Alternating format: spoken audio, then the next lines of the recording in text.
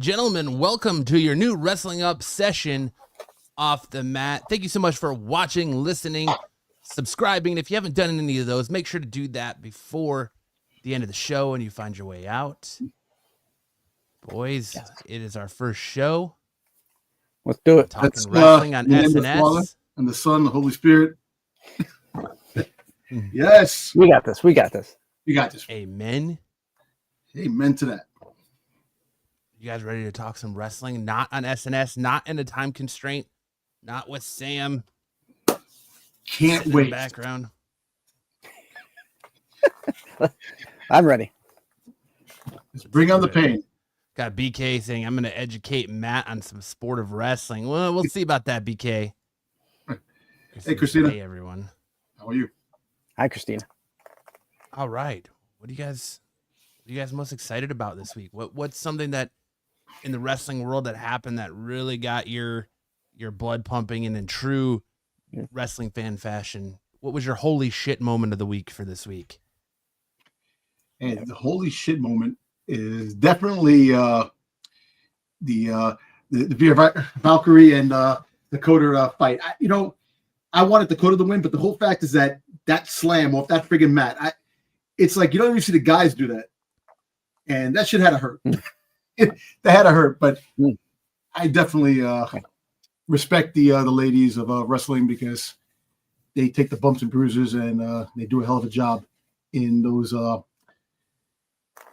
skippy outfits sometimes. Yeah, right off the normally that move is delivered on the side of the ring. This time it was delivered onto the floor. Very brutal. Mine would have to be the Mexican Destroyer that Penta hit Chad Gable with in that match. It was beautiful, well called by Pat McAfee in that moment, where it kind of felt like Michael Cole was looking for a term to give that that wasn't quite what everyone else calls it, and then McAfee just hit it with, it's a Mexican Destroyer. Hey, Anthony. I know Anthony.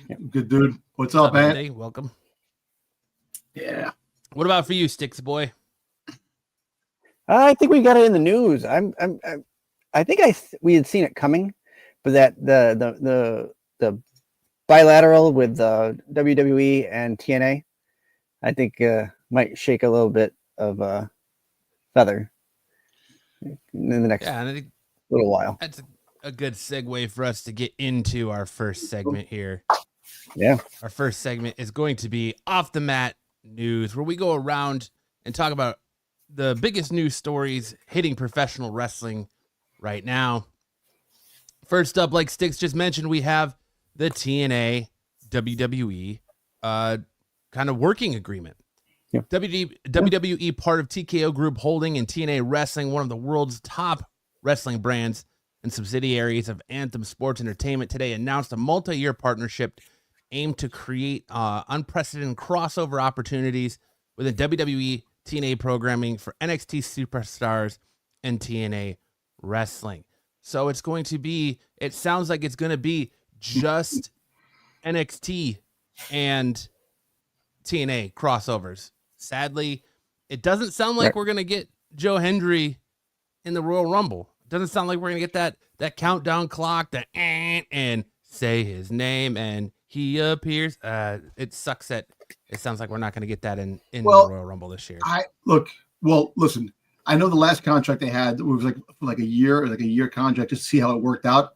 And it got great feedback and the popularity of some of the wrestlers from TNA that make the mainstream over to WWE is tremendous.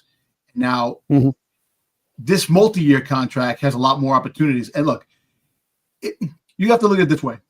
I was talking to somebody today, and we're talking about, with SmackDown and Raw, you would need that extra show to get a lot of the obscure wrestlers and people that don't have a lot of TV time and the crossover thing. This could be the show now. You could have TNA as a landmark where you have Raw and SmackDown guys come in and have a whole rotation where you have both parties in there. where there's no brand separation, and you could have a great, if they go back to the Survivor Series with the invasion stuff like that, you could have TNA part of the invasion part of brand supremacy, and you can have that'd be pretty cool. Yeah, Double O's predicting Joe Hendry will be number 15 in the Royal Rumble. Oh, nice. That's not a bad spot. Yeah, definitely. I don't know if you believe the leaks that are out there. Isn't John Cena supposed to be 15 and win the Rumble from the 15th spot? Who knows? Yes. Anything can change in a New York minute. We all know that, The big money right now is in betting is on CM Punk to win the Royal Rumble. Last I saw. Well, listen. The 4 men that can be left in the Royal Rumble: Cena, Punk, Roman Reigns, and surprisingly, The Rock. Those are going to be the 4 people left in that ring after the Royal Rumble. We'll see. There's a lot of speculation out there that The Rock is not going to partake in WrestleMania this year, and that's why at this first Raw on Netflix, we saw the end of the Final Boss instead of him continue that Final Boss shtick and give Cody his flowers, because they're not planning on doing a Rock angle at WrestleMania this year. But we'll see what happens. That's, it's like you said, anything can change in a New York minute. Yep. Kind of sticking to the TNA thing. Shawn Michaels, who is Senior Vice President of Talent Development, I didn't know that, said, "We look forward to growing and involving our partnership with TNA Wrestling and its outstanding group of athletes by creating new opportunities to further the development of our talent and to evaluate the viewer experience." It says evaluate, but I think it means levitate or the viewer experience at home. The WWE Senior Vice President of Talent Development Creation, Shawn Michaels. So maybe elevate. Probably elevate. But to me, it sounds like, and a lot of this too, is that maybe some of these TNA people are going to have a chance to kind of develop a little bit at the Performance Center, and they're going to have that kind of like that working partnership too, where they're going to use the Performance Center for kind of to develop not only TNA talent but WWE talent. And at what point is it just like, okay, we're farming this talent and letting you bring your TNA prospects here just so we can get a good eye on them to when it comes contract time to take them right from underneath you? You see, that's a good point. Right. Definitely is a good point. But, I think there's got to be something in the contract too. You can't take our talent. You know what I'm saying? Because look, we all know that a few of the contracts are up in TNA. And we're going to probably get some of that talent coming over. And, TNA took off. They came back after a long hiatus, and they came back and had big plans. Falling into the TKO, circle and doing that, it's prompting them up to be bigger and better. But there's got to be something in the contract that says, listen, our prospects, training at your facilities, this and that, they're off limits until like a certain time because it's not fair to them. But like I said, who knows what's going to happen with this merger, not the merger, but the contract. It could merge into TNA being a spinoff of WWE and having that opportunity. That would mean that TKO would either have ownership or partial ownership of it. TNA again. There's some big stories around AJ Styles that take it with a grain of salt, but there's a lot of outlets saying that he's told people close to him that his injury was a lot worse and different than he thought, and that you might have seen AJ Styles' last match in professional wrestling. So that's a little sad to hear. It all depends on what part of the foot, the ankle he tore. Like look, you look at Bronson Reed, the big man he is, and he broke both ankles, and he had him surgically repaired. For that he's going to be a while before he does come back, and he's going to make a full recovery. That's what everybody's saying. But if you've seen, the fight, and it didn't look like it was like a really crazy injury. that happened.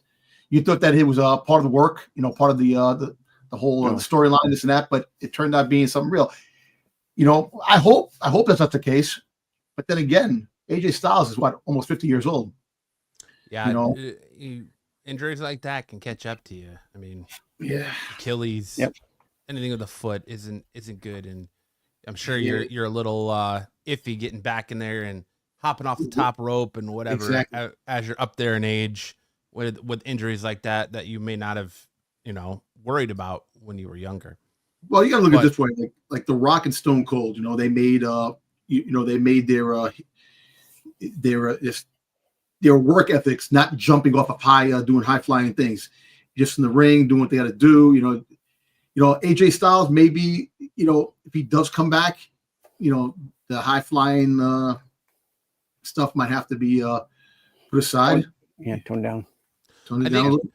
I think the most exciting part of this announcement in this merger is this instantly bolsters the rather weak men's division of NXT, because let's face it, as of recent months, the women's division has been the strong iron behind NXT's roster, where the men's division has been kind of, you have Oba, Trick Williams, Ethan Page, and then really who else? Like Lexis King, who's one of my favorites, is still kind of floating around mid card and hasn't really gotten that big title, push. And so I think it instantly bolsters the the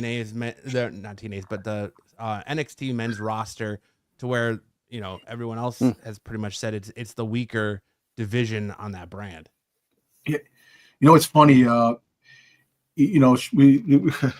Cole Shawn Michaels one of the best pervs in the WWE because of the roster with NXT. The women are unbelievable and sexy too. So now he has more of a sandbox to play with the TNA. You have the women from there, and you can build it up too. But you're right, the men's division is definitely the weakest part of NXT, and and that's why I think they're gonna clean a little bit more house and demote some people down to NXT just to try to booster up the men's the guys that have never been used. They can have storylines to get back into the swing, because having people in the back just walking in the back saying, what's up, or just chilling in the back, you got to give them some opportunity.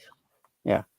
Well, they've been sprinkling the main roster for months now, here and there, and Jay would go down, and then Pete Dunne went down for a little bit, and Dom was down there for a little bit. So like they keep the cycle of some of the main rosters coming down. Not the main guys, but certainly some of the good talent that we have up at the main roster. BK says, watch Matt go 0 for guest appearances at the Rumble. I'll tell you what, BK. All right.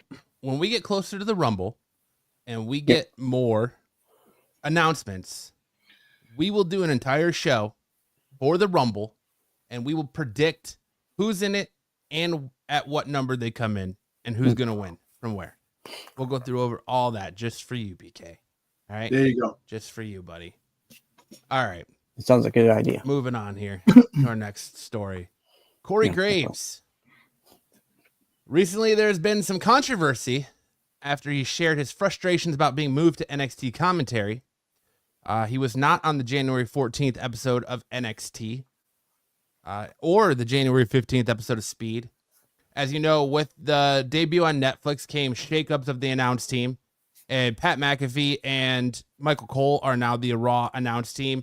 And then Wade Barrett, and I can't think of the other guy's name that's on SmackDown. What's his name? I'll find out. But so Corey Graves was taken down to be the third man on the NXT announcing table, and yes, Tessitore? thank you, Dubba. Yes, Joe Tessitore. Thank you, Dubba. Yeah, Joe Tessitore and Wade Barrett are SmackDown, and then Corey Graves was sent down to NXT to be part of that 3-man booth. Although I think it's only supposed to be a 2-man, and I think Booker T is supposed to be no longer on TV for a while. This is only Right. supposed to be till the fall when Pat McAfee goes back to doing his shtick on College Game Day. But Corey Graves was not very happy about it. No, He he did was not. release a tweet that said, imagine chasing your dreams and being told that you're no longer physically able to pursue your dream. Then you dedicate your life to something dream adjacent and being pretty fucking awesome at it. And then it's at that time you're told through your frustrations and labors that you're not famous enough for your own job, just in case you're wondering where I've been. Now, it is also been out there that Corey Graves has been medically cleared to return to the ring. So everyone's kind of on different sides of the fence here. Is this a work? Is this a shoot? Is this part of the story? Is it not part of the story? What do you guys think of make of this Corey Graves situation? It's funny. I just watched a video. The coach had a video. I sent it to you guys. The coach was talking about it, and the coach was saying, they have a three-man announce team. Sometimes he goes, when you work with JR and the King, they had a great time. This and that. He goes, he should just shut up and just do his job. It's like, and be quiet. JR was removed from the booth, what, 3 times? I know. From the announce table? I think 5 times. Five times. Yeah, it was a lot of times. Yeah. So it could be part work. Had to do with management. Imagine WrestleMania, freaking Corey Graves versus freaking Pat McAfee at WrestleMania. Because now if he's medical, if they're saying that he's medically cleared, it could be part work. That is something that they're talking about. That is what's been out in the ether is Corey Graves versus Pat McAfee at WrestleMania. But I think that's a WrestleMania match we don't need to see. That's a spot at WrestleMania that could be potentially given to better talent that we don't need to see Corey Graves come back just to face Pat McAfee at WrestleMania. True. True. It's I don't know, man. It's like if you think about it, the rotation of the announcers it changes all the time. Every time there's something, they keep changing the rotation. Wasn't Wade Barrett supposed to be leaving because he was supposed to start an angle, part of a storyline with McIntyre? Did that change? Because that was I think that was talked about, but I don't. It hasn't come to fruition yet. It was supposed to happen during his feud with CM Punk and the Seth Rollins stuff after he lost the title. Yeah. I don't know if Carmella's coming back. They were talking about. I know Carmella has more of a situation going on, but I think she's pregnant again. I think I don't know if it's true. But she was. There was rumors that she was supposed to come back. I don't know if that's the case. He'll take time off, but hey, look, he's still. I don't think that's the case for her anymore. I think he's still getting paid the same paycheck that he was getting paid. Oh, sure. Raw contract going to NXT. All right, I don't call NXT a demotion. I call NXT. It's still work. You're still working with with it. It may not be the wrestlers that you're dealing with in the top tier, but you're still getting paid the same money. You might have you have a better work schedule. On what you're doing. Like I said, I don't know. I definitely think that maybe he could be overreacting. To the fact that they're getting mad. And look, you're not going to give up a fact that Pat McAfee is going to do your announcing because he's a $100 million man with ESPN. He's a popular guy. You throw him into the forefront, you get more freaking people in seats, more people watching it because he's very, he has a lot of charisma as an announcer, and people like, so it could be a little jealousy too. You think Nick Aldis is going to bring back his old gimmick just to have a feud with Cody Rhodes, BK? I don't know. He seems to be all right with. I can see it versus Kevin Owens right now, but I don't know about Cody Rhodes. Yeah, listen. I mean, as far as Corey Graves go, what the coach told him is true. Like, you gotta just play your role. And Corey does. He's a constant professional. But the fact of the matter is, Pat McAfee, if you watch, in my opinion at least, Pat McAfee has elevated the announce table. The energy he brings, the like off the wall, off color stuff he says, it really brings a level of excitement to the announce group and kind of elevates Michael Cole too. It's someone who's been doing this for a long time. And there's no doubt in my mind that Corey Graves is the next in line to take Michael Cole's job, just like Michael Cole took over after JR. Michael Cole can't do this forever. Corey Graves is the heir apparent, and he just needs to understand that and not have hurt feelings. Yes, you're not the announce table on the main show, which is Raw now. But you got to stop looking at NXT as demotion. It's a third brand. You've got to look at it as a third brand now. You're still on TV. You're on, network television. Well, I wouldn't say network. I guess it's CW, but you're on television. You're not on WWE Network anymore. Yeah, I get it. Our eyes are on you. You're on Netflix in other countries outside of the United States. You're still where you want to be. Okay, you're not on Raw. You're not on SmackDown, but it's only for the time being. Buy your time, and then come back to Raw, and then make them remember why you were put there. Exactly. But right now, Pat McAfee just brings that energy when he's yeeting with Jey Uso, or like you see these little. The sad fact is he's a social media just darling because they release all these little clips of Pat McAfee interacting with the superstars. Like I saw a clip today of CM Punk when Seth Rollins is coming out and interrupts CM Punk's promo. I saw it. Punk's yelling at McAfee, "Oh, are you turning on me now? Are you turning on me now?" And McAfee's like, whoa, like there's just all these little things and ways he interacts with the superstars that Corey Graves doesn't give you.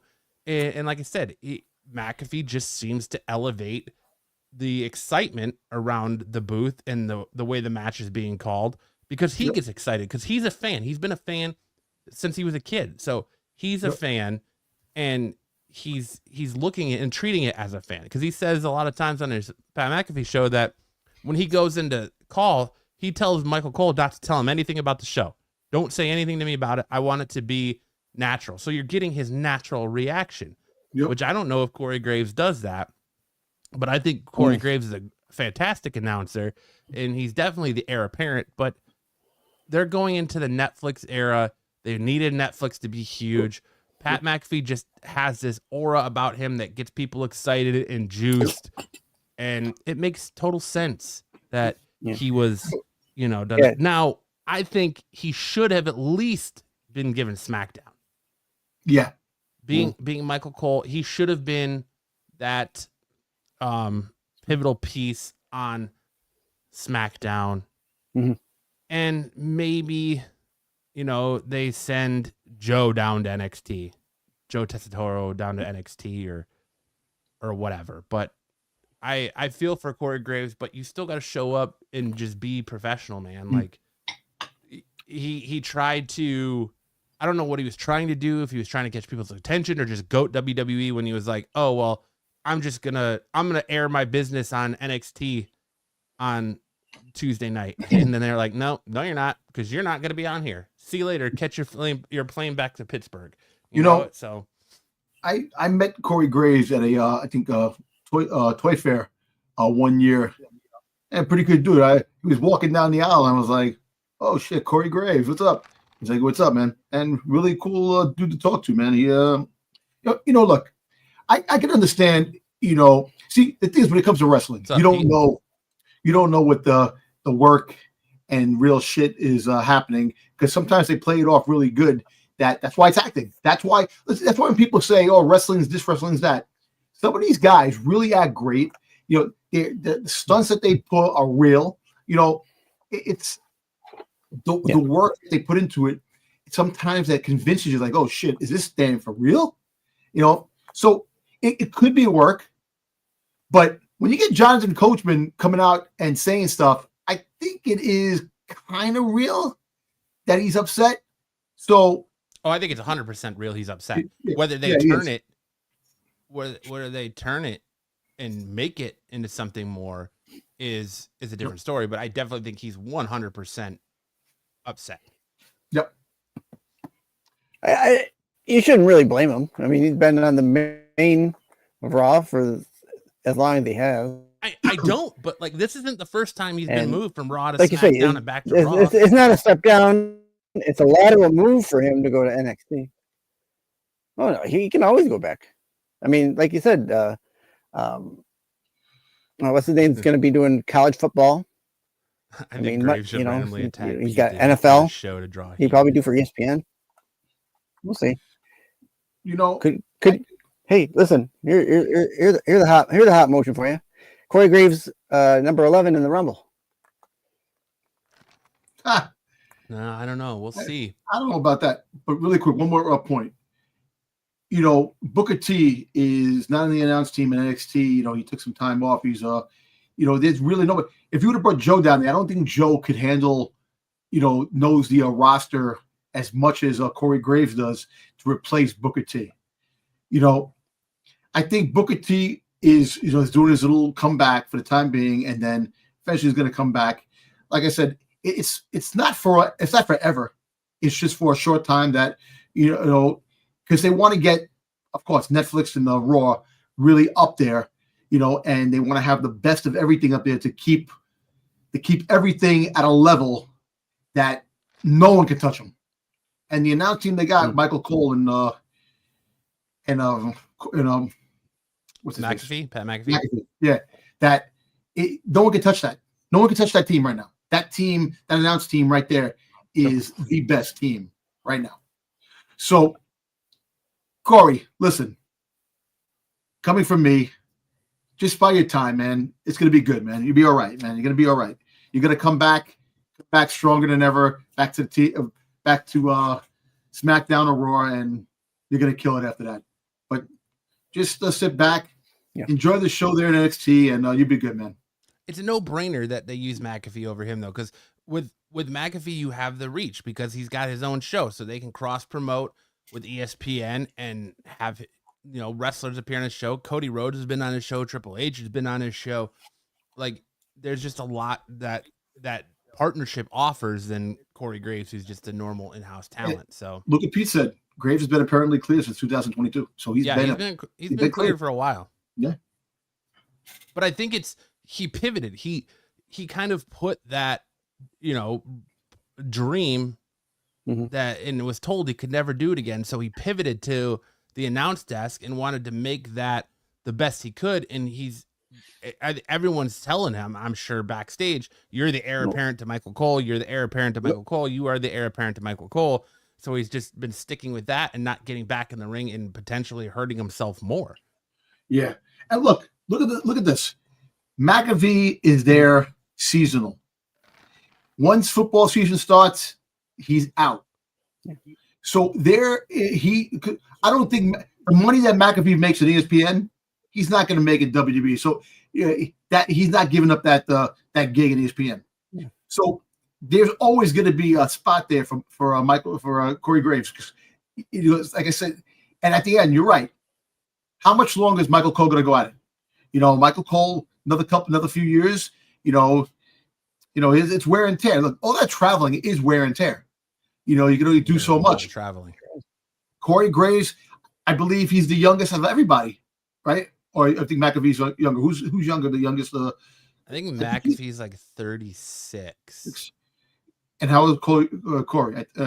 He's got to be in his 30s. I just had it up. Because if he's in his 30s, he's young. 40. Oh, okay. Corey Graves 40. Yeah, he has 40. All right. Yeah, so he's next in line. And Michael Cole, is like 60? In the 60s? I mean, if he's 60. Oh, Cole is 56. Cole is only 56. He looks damn good for. I know. 56. 56. Yeah, McAfee's 37. Oh, McAfee's 37. Okay. You know what? Yeah. Like, don't worry. By your time, you'll be back up in the main spot in no time. Yeah. Bubba says Michael Cole is definitely getting worn out. He makes a lot of mistakes. Oh, he does. He does. Even JR and the King made lots of mistakes. But when you look at JR and the King at commentary, that was like the pinnacle of, well, besides that, you had Vince McMahon and Gorilla Monsoon back in the day, but growing up, it was the King and JR, and we watched that, and the JR's love for Stone Cold was like no other, and the King with his crazy one-liners and stuff like that. So, it takes time to build. The new generation is Michael Cole, and McAfee just came in a couple of years ago, but that's the new lineup right there. The new announcers. So it kind of, you got to just give or take. He says it's probably all at work. Give Graves time off. Maybe Carmella needs help at home with her medical issues. Yeah, I told the medical issues. She has issues too. So, yeah. True. This just seems to be a very decisive, or not decisive, but divisive issue right now, where it's split down the line. Where some people are saying it's a work, some people are saying it's shoot. He's off TV for this, or he's really mad, and I think he's genuinely angry to release a tweet to say, I put all my time and effort into this, and this is how I'm treated. Yep. It feels like he's genuinely upset about it. Yep. And let's put it this way. And it could be a WrestleMania moment, him and McAfee. Let's move on to the next. That's it. We'll see what happens. But moving on to our next piece of news this week. The WWE Hall of Fame is reportedly considering alternatives for this year's Hall of Fame following fans walking out during the April 24th ceremony. WrestleVotes reports on a backstage past Q&A that WWE is not happy with how things happened last year, as attendees reportedly left after Paul Heyman's induction. I talked to sources that said they couldn't really blame them because the headliner went first. It's the start of a very long weekend for a lot of people, so if you can't get out of there at 10:30, you're going to take that chance. However, WWE was not thrilled with that, so I don't think they want to do that again. So I know they're trying to come up with different ways to present everything. I just don't know what that is yet. Yeah, that was... Your headliner was The Rock introducing his mother into the WWE Hall of Fame, or his grandmother. Yeah. It was his mother, Ada Johnson. Yeah. And his mother into the Hall of Fame. So, of course, after a passionate speech like Paul Heyman came up and gave about ECW and Philadelphia, that's all people wanted to see. That was the talk of it. Nobody else really, I don't want to say really cared, but The Rock's mother, are we serious right now with this, with the WWE Hall of Fame? Well, right. Listen, you got Pete Rose in the Hall of Fame. You got Bob Uecker in the Hall of Fame. You got these celebrities that made appearances. I think, is Donald Trump in the Hall of Fame too? Didn't he make the Hall of Fame? You got to look at it this way. No. The WWE Hall of Fame is not like the Sports Hall of Fame where the baseball players go in and like the sports stars of yesteryear that make their way into it. It's kind of the Hall of Fame is kind of like a work. At the same time, it's real. So you could be a 2-time WWE Hall of Famer. How could you be a 2-time WWE Hall of Famer? So yes, Trump was inducted into the WWE Hall of Fame in 2013. Okay. Well, you get different factions. Like, look, how many times is Ric Flair in there? He's in there for the Four Horsemen. No, but it makes no sense. Hogan, like what? Hogan's in there for himself and the NWO. Look at X-Pac. X-Pac's in there for DX and the NWO.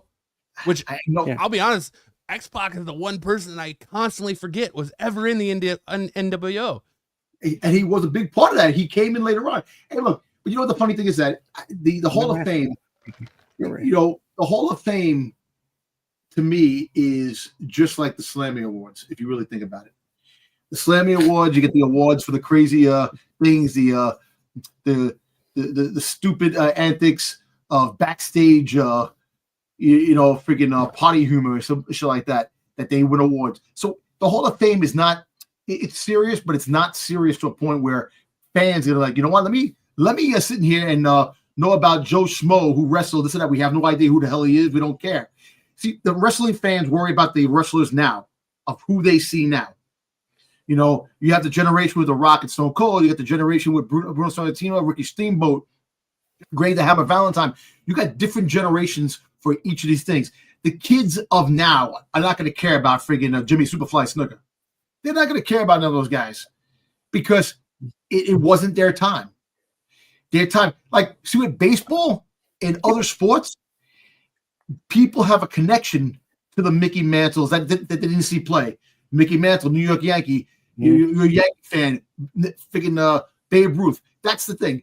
WWE Hall of Fame, people don't really care as much. You know, they go there because they want to see, you know, some of the stars and making autographs and like this and that, and it's part of the whole WrestleMania weekend. If they change the Hall of Fame to a different time and not do it in WrestleMania weekend, because you have a lot going on that weekend. I mean, it's got to be WrestleMania weekend. It's the same with the NFL. Like the Super Bowl week, they do NFL honors and all that, and you know, so it makes sense that it's during WrestleMania weekend because WrestleMania is their Super Bowl.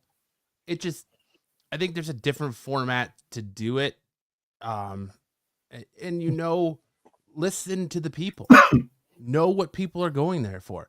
I think this is the fault of whoever decided the order of inductees because you knew, listen, Paul Heyman, arguably the best mind in professional wrestling and promoter and manager in professional wrestling, not one of, the, is being inducted in this home of his baby in creation, ECW. And how ECW, I remember I was in high school. I was a freshman in high school when ECW was at its peak, where everybody's talking about, oh man, did you see ECW? Like, it was like that down low thing, like that true underground hardcore wrestling. And everyone loved ECW. Rob Van Dam, the Dudleys, Taz, Sabu, Sandman, the Blue Meanie, like so many, man. So many wrestlers were talked about. And how do you not know that starting Paul Heyman, Tommy Dreamer. Yep. You know, how do you know that leading off with Paul Heyman and your headliner is The Rock's mom, that people aren't just gonna to walk out, or The Rock's grandmother, or whoever it was. I can't remember if it was his mom or his grandmother. They're just gonna leave. And really, The Rock, what'd you get from that? Oh, well, The Rock's like, I was bestowed the People's Championship by Muhammad Ali's wife. Cool, man. That's awesome. But at the end of the day, people came to hear Paul Heyman's speech, and they were ushered out. Years before that, people came to see DX. DX was the last ones to go. They're headliners for a reason, because that's the people that you were paying to see. You know what I think they thought that people would stay to see The Rock.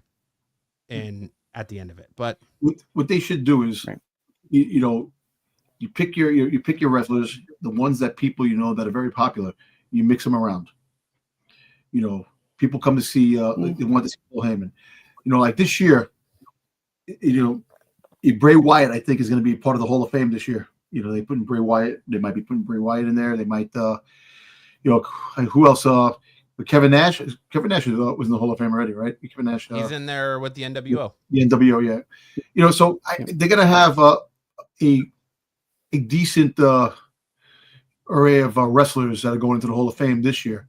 But you have to put it to a point where we mix it up, where you can have not only you have the Hall of Fame, like there could be some things that, like, you might have to make it where it's like a game type thing. You get a ticket, you go in, a raffle, you can win a belt, you can win autographed trunks, you can win something where fans are like, oh shit, I'm gonna stay here. Have a chance of winning something, or they have to do something in that type of manner to keep, because think about it. Like I said, the Hall of Fame is great, but it's not a lot of people's cup of tea. They want to see wrestling matches. You think people want to go and sit down and watch people do speeches about their upbringings to wrestling? No, they want to see the dude in the friggin' middle of the ring, friggin' fighting. You could have a Hall of Fame match, Hall of Fame wrestling match. Have a couple old dudes like Ric Flair wants to do one more match. Throw Ric Flair to the friggin'. I don't want to see Ric Flair do anything anymore, other than sit on his couch. Same with Jerry Lawler. I see him sitting in his chair. Yeah, like You I don't know. know, I think the Hall of Fame is fun, and you're kind of right. It's what it was used for. Like you got inducted to the Hall of Fame, and you came back. You had that one last match, Sting, Goldberg. You know that was the thing, and just like I don't want to see Hogan on my TV again, ever. well, Ever. he's gonna. Well, I'm sorry about the Hogan thing. I think they're gonna use the gimmick and make him a heel, so he can. Well, yeah, he's definitely going to be at Saturday Night Main Event. Oh yeah, And I wouldn't be surprised if he comes out with the black beard, straight Yep. NWO Hogan. But Yep. I just don't want to see him get booed off my TV again because they're going to hit him with just loud boos. You know, But so I think the Hall of Fame, the Hall of Fame is great. You get to see things, but if they do something where it's meaningful for the fans, too, yes, the fans are coming to see the legends, but something where the fans can interact, something where the fans can be part of it. Even though you have the Hall of Famers probably sitting in the aisles and stuff like that and giving autographs down, later on, but as the show goes on, like I said, people don't really want to see, like the younger generation don't want to see wrestlers from yesteryear, going to the Hall of Fame because they have no idea who they are. I mean, I don't necessarily think that's the case because a lot of these wrestlers have podcasts now, and like it's fascinating hearing the Undertaker tell his stories. But on the flip side of that, it's fascinating because the Undertaker was one of those guys that was always so like he was just kayfabe. Like kayfabe was everything.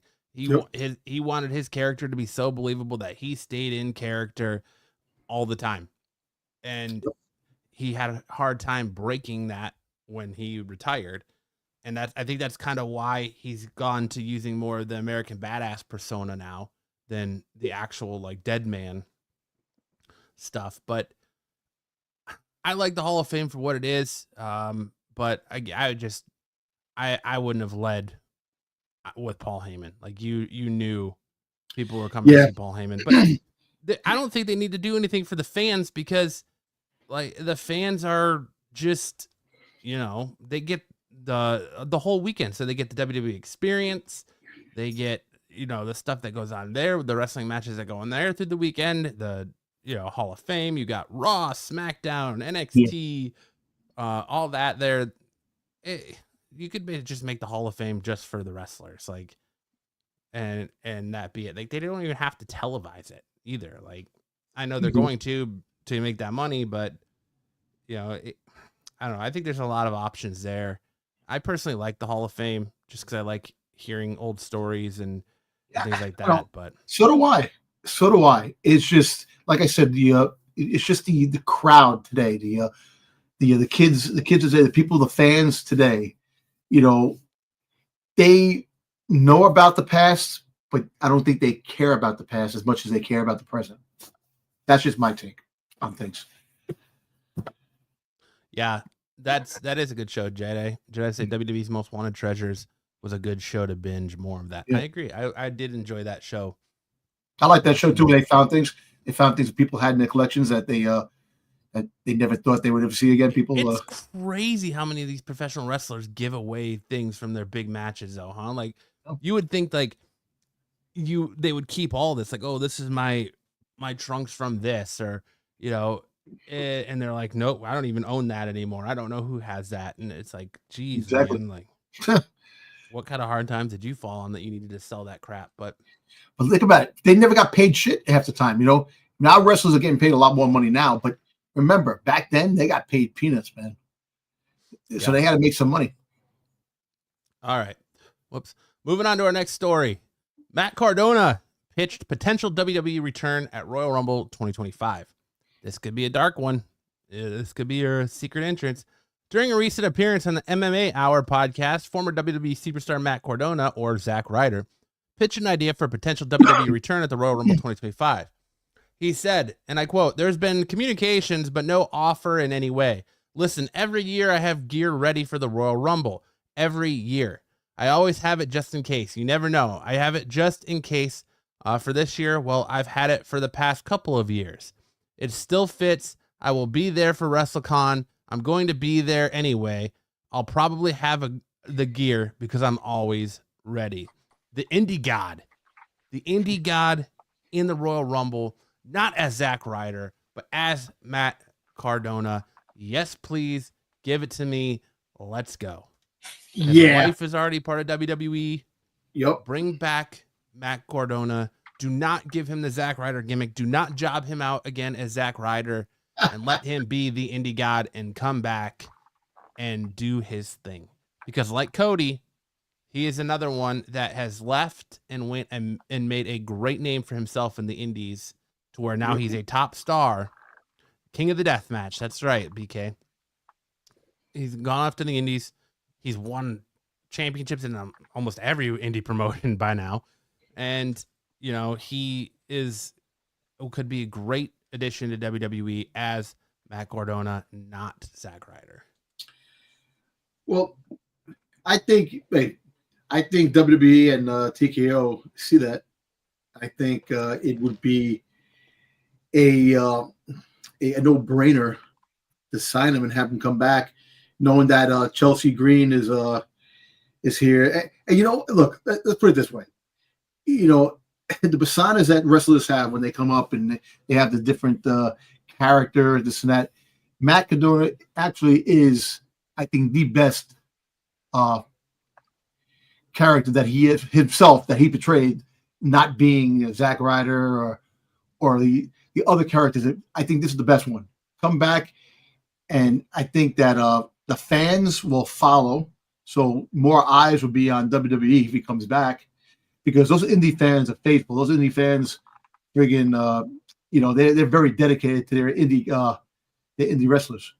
So if they come back, see, another thing too is that you don't want to bring him back and he's the indie god. He comes back and they just make him a friggin' the indie friggin' peasant, because the WWE kind of like cuts you down a little bit when you come back, you know, and you got to wrestle like he comes back. He's going to wrestle The Miz. He comes back, he's going to wrestle like the lower of the food chain wrestlers in WWE to get his name. Not to say The Miz is a lower end, but The Miz compared to the McIntyres and the Seth Rollins and all that stuff like that.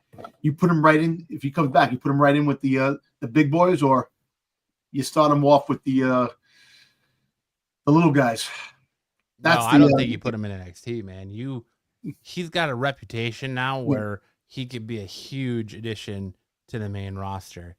And, you know, The Miz is not getting much play anymore, sadly, but I think Cardona could come back and be an instant success.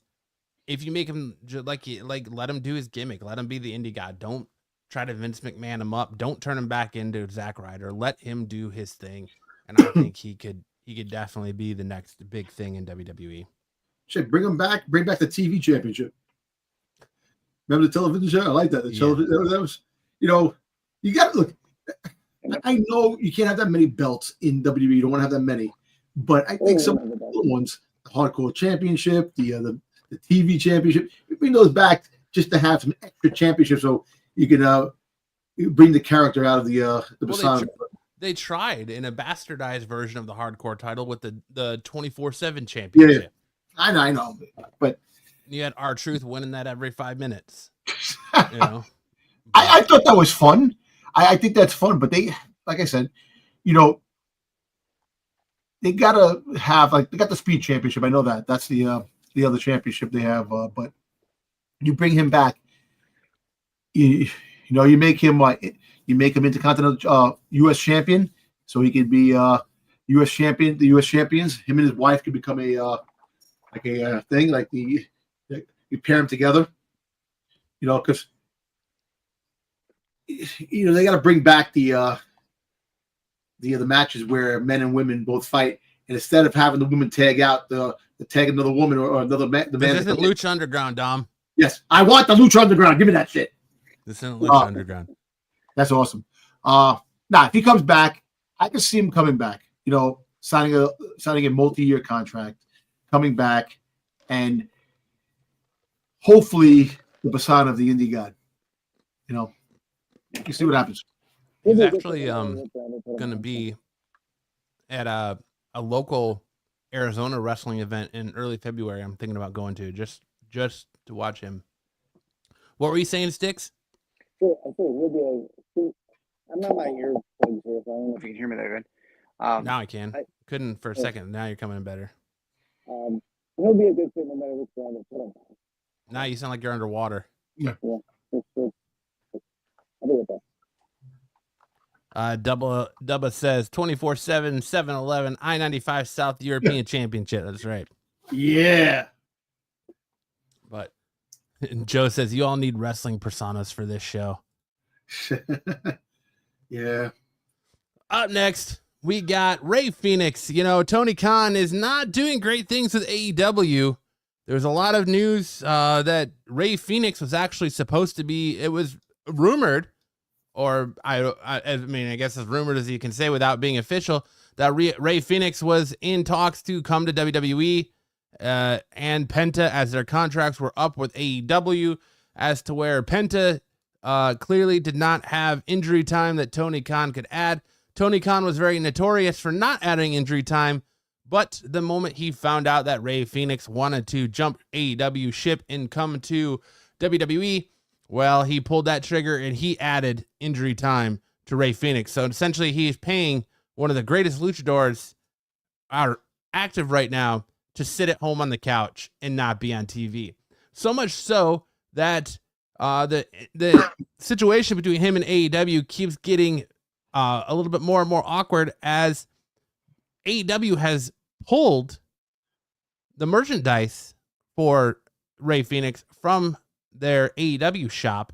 If you visit the Ray Phoenix merchandise page on shopaew.com, all you get is a 404 error. So why wouldn't you sell his merchandise at a discounted rate instead of just pulling it and continue to make money and let the man make a little bit of money off his merch while you're paying him to sit at home instead of just completely wiping him from the face of your company? Yeah.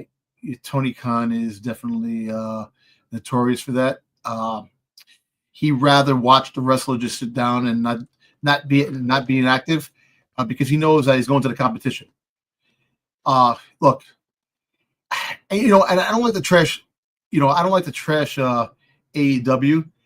AEW is not as good as it should be. They have a lot of talent on that thing that is just getting a paycheck because Tony Khan does pay a lot of money for wrestlers to wrestle.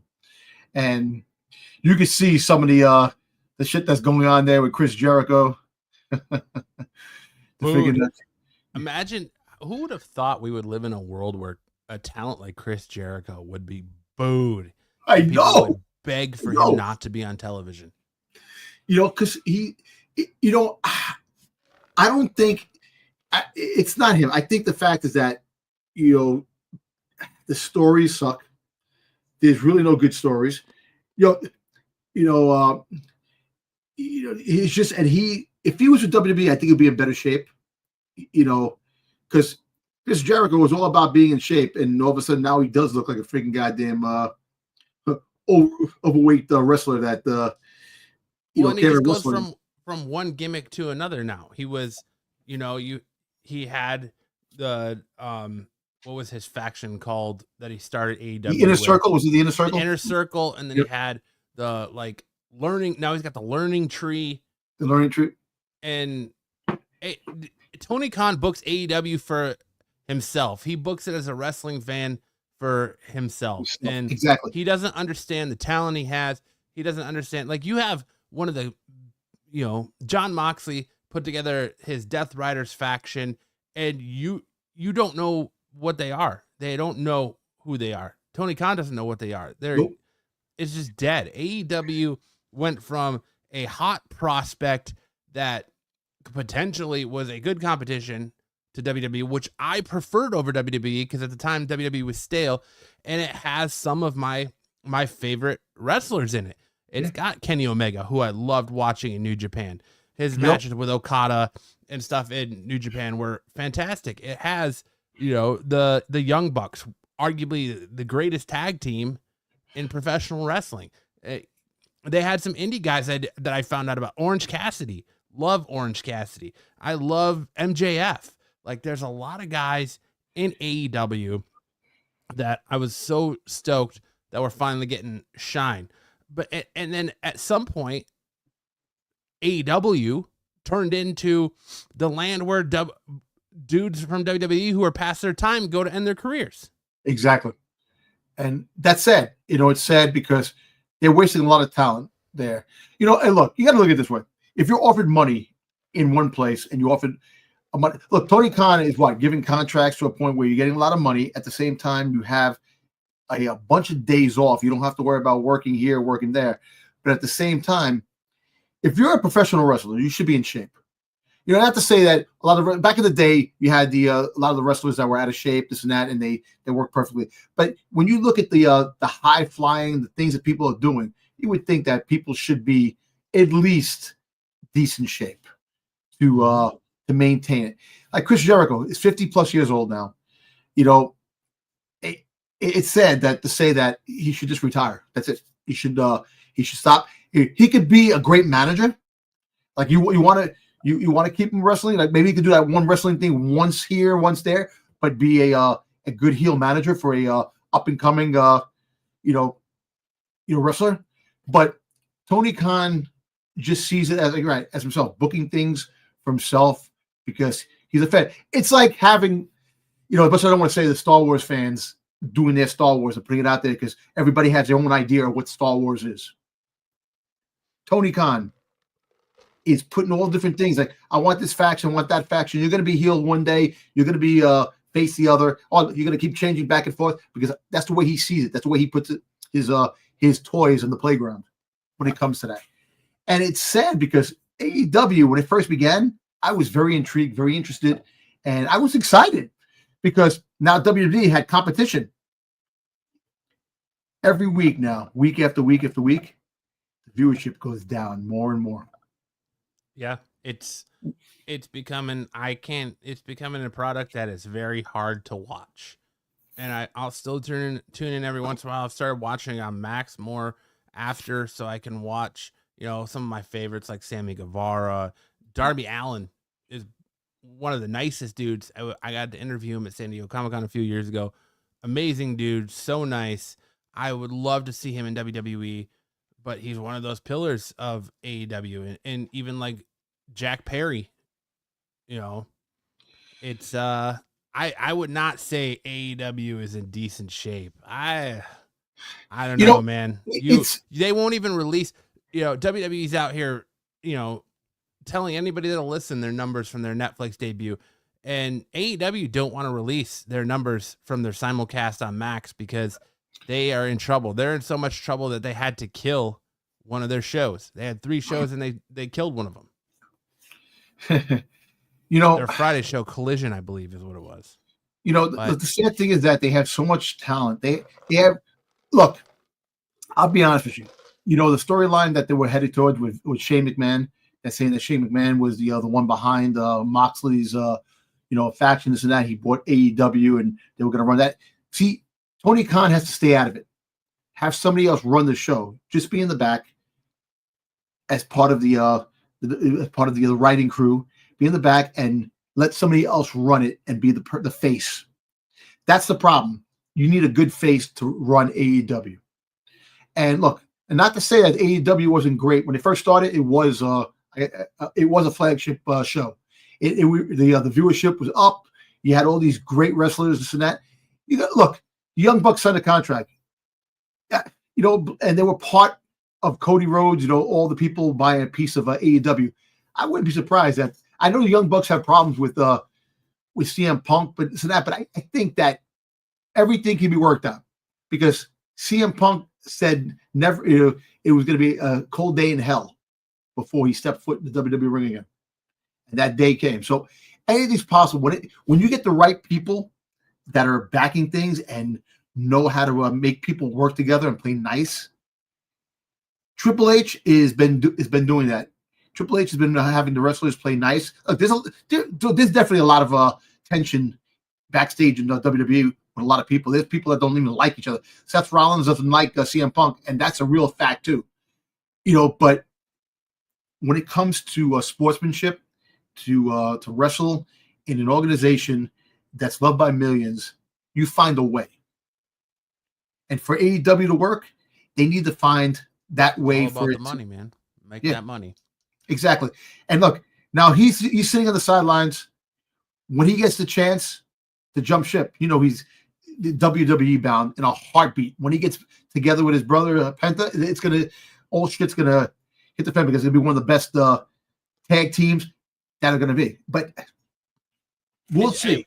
And WWE, like you were saying, AEW has great talent. They got a lot of great talent from New Japan, Okada, Juice Robinson, Yep. Jay White. Like, there's a lot of guys that are awesome and can work and are fantastic at their craft, but they went to AEW and it's kind of like, who cares? Yeah. It just, I agree that Punk went back to WWE because he had no other choice. I know. But I would, and BK, I'd still love Kenny Omega. I would love to see. It sucks that he had to have a bunch of his intestines removed and stuff, and he's had a lot of health issues, and that he came back. I would love to see him versus AJ Styles main event a WrestleMania. Yep. Before he's all said and done. But I don't know if it's gonna happen. I never say never, but it just doesn't seem like I want to see Rainmaker. It's gonna happen. The Rainmaker come to the WWE. I think he's funny as shit, bitch.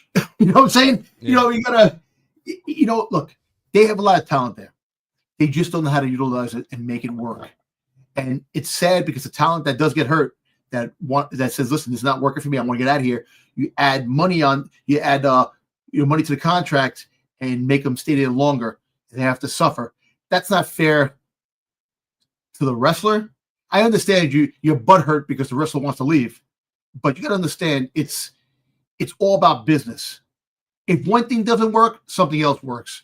You have to look at it that way. And all this stuff that these wrestlers get stuck if they get injured and they have to wait it out. That's not fair to the fans that want to see this. And you take his merchandise off, you could have made half price, made money off it, gave the guy some money because he got hurt. Don't blame the guy because he wants to leave. You should encourage him saying, you know what, I understand why you want to leave, this and that, and you do the best what's best for you. And I think sadly, it's going to be the way the storyline's going. It's going to be Darby Allin that takes Moxley down and wins the championship off Moxley. Yep. But all right, that's it for the news. Let's get into our off the mat reviews of this week's Raw. This week we're going to do Raw, SmackDown, and NXT. Sticks his internet crashed, so I saw. Of course, Styx is notorious for having terrible internet, so I'm not surprised. Let's start with our SmackDown from last Friday. We saw a total of 6 matches in SmackDown. We had we'll just kind of go through them, and you can talk about them a little bit if you want, Dom. We had the Women's United States Championship, Chelsea Green with Piper Niven versus Michin. A match that was rumored to take place at and on another Saturday night main event. I'm kind of glad that this match did not take place at Saturday night main event, and it took place on the SmackDown. Welcome back, Styx. Just because I don't feel like it lived up to the potential the first one had or even their dumpster match. I think the dumpster match actually was the better match, even better than the championship match that she had. Winning the Intercontinental Championship. I thought that the U.S. Championship. I think that dumpster match was good. See, I think those type of matches are really entertaining when you have a freaking lumberjack match, a street fight, a dumpster match. I like those matches because it seems like the stakes are higher. But don't get me wrong, look, I'm happy. I'm happy that we did get the match. Like I said, Chelsea Green is really building a reputation about herself. We know she's good, and it's proved that she's. Moxley is the champion. She's good because she is the champion. And I'm happy that Michin is getting more fights. I feel bad for Michin. I think that she's a good wrestler. That she always seems to like fall short of the the big prize. You know, I would love to see Michin, win something. They have a couple of those in WWE. Yeah, their name is Michin and Dakota Kai. And Dakota, exactly. You know, the thing is, Michin. She's a good wrestler. She's funny as shit. If you ever see her backstage things when she's doing backstage stuff, she's great backstage, and they like her. You know, I just think that I don't think that she's ready yet to win to get to that big thing. But feel bad for her. But I think that's it. I think the Michin storyline should be. I agree that Chelsea will be in the main event by SummerSlam. It's nice that they're finally letting her work. She's done some great stuff. If you've ever seen her stuff in Lucha Underground and other places, she's done great stuff. So I'm so glad that she came back and WWE is finally pushing her in the spotlight. I think for one of our funniest moments of the night on SmackDown, we had Nick Aldis trying to get Tama Tonga and Jacob Fatu out of the building, and they succeeded with a little help by LA Knight, who just decided to bounce Jacob Fatu's ass right out the building. I like he just threw him out the freaking door. He's like, "I get out of here," and he walked out like no problem. And he closed the building. He's like, "I got other business to take care of. I got a match," and he went in to his match, his championship match with Shinsuke Nakamura, which ended in no contest as Jacob Fatu and Tama Tonga jumped in the ring to cost LA Knight the title. With making the save came out Cody Rhodes and Jimmy Uso. That was a betting man. You knew that was going to happen. You knew that was going to happen. That for some reason, wrestlers always find their way back into the building. As I say, for all your years of watching professional wrestling, how well does being kicked out of the building really work for you? Exactly. Like, you show back up, or you buy a ticket and you're in the front row in a hoodie. Like, get out of here without being thrown out of the. That's just funny. It's funny though. It's just what. Yeah, I love LA Knight, man. Much better than freaking Max Dupree. Look, I can tell you that. That whole thing. Because he was great in NXT and he was great in he was in TNA too. Yeah, in TNA. Yeah, and I kind of his character when he was in NXT and he had the butler after he won the $1 million belt. That was funny. Coming back as Max Dupree as the fucking top model shit. That was bullshit. That was a Vince McMahon freaking goddamn pull right there. And thank God LA Knight is getting his play. And, it's a shame that he short-lived with the U.S. Championship, but at the same time, he's going to win something else. And I think he's moving to Raw when everything's done. I think he'll win Intercontinental Championship down the road, so like that. I don't think he might maybe get a championship opportunity one time and win. I don't know. I just think that he's good for where he is. And that was a funny moment. Like I said, you throw people out, they come back in, they find the way no matter what. And he always seems to be that guy that's like, he's kind of got that like early Rock heat, but his trajectory is just like, he's hit his ceiling, man. Like, he can't ever bust through that ceiling to get to that main event. So he's going to be like that proverbial mid-card talent that's got like superstar heat. Or love. I don't want to say heat because heat's usually reserved for a heel, but he's got that fan love for him, that star power, but he, no matter what he does, he can't bust through that ceiling to be in that main event picture. Nothing. Yeah, right, Maria. Like, he's not going to go any further, which is sad because I would love to see it. Then we had what I felt was probably one of the weaker matches of the night, Pretty Deadly versus Angel and Berto. With the winners being the Angel and Berto of that match. I'm not a big fan of Pretty Deadly. I'm kind of over the gimmick of Pretty Deadly. Pretty Deadly is funny. They're good for comic relief. And they're heel, but they're not heel, and they're fighting heel. See, that's what I'm liking about wrestling now, because you always had the heel fight the face, and always fight the face fight the heel. You never have heel versus heel. Now you're getting a mixture where who do you vote for when the heel fights the heel? I like that. And Pretty Deadly, another team that is really not going to do anything. It's just going to be a big doorstop for a match to have them there, comic relief, and same thing with Alberto and what's the guy's name? I forgot his name. Alberto and the other, what's it name? Sorry, Albert. Yeah, it's Angel Garza. Angel Garza. I'm sorry. I think that they're never going to really get up there anymore. I think they're just there, for to be jobbers and get up there and fight. They might get to a certain point, but they're not that championship material either. Which sucks. Because I think they're pretty good. I like the fact that they put those characters together when they first started together. I think their gimmick, the way they were, was great.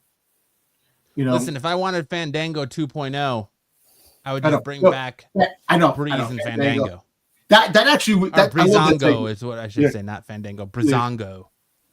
I thought that was good, but that's what they try to do. They always try to get a team that can compatible to some other team that was there one time before, and try to do something like that. And 9 out of 10 times it doesn't work.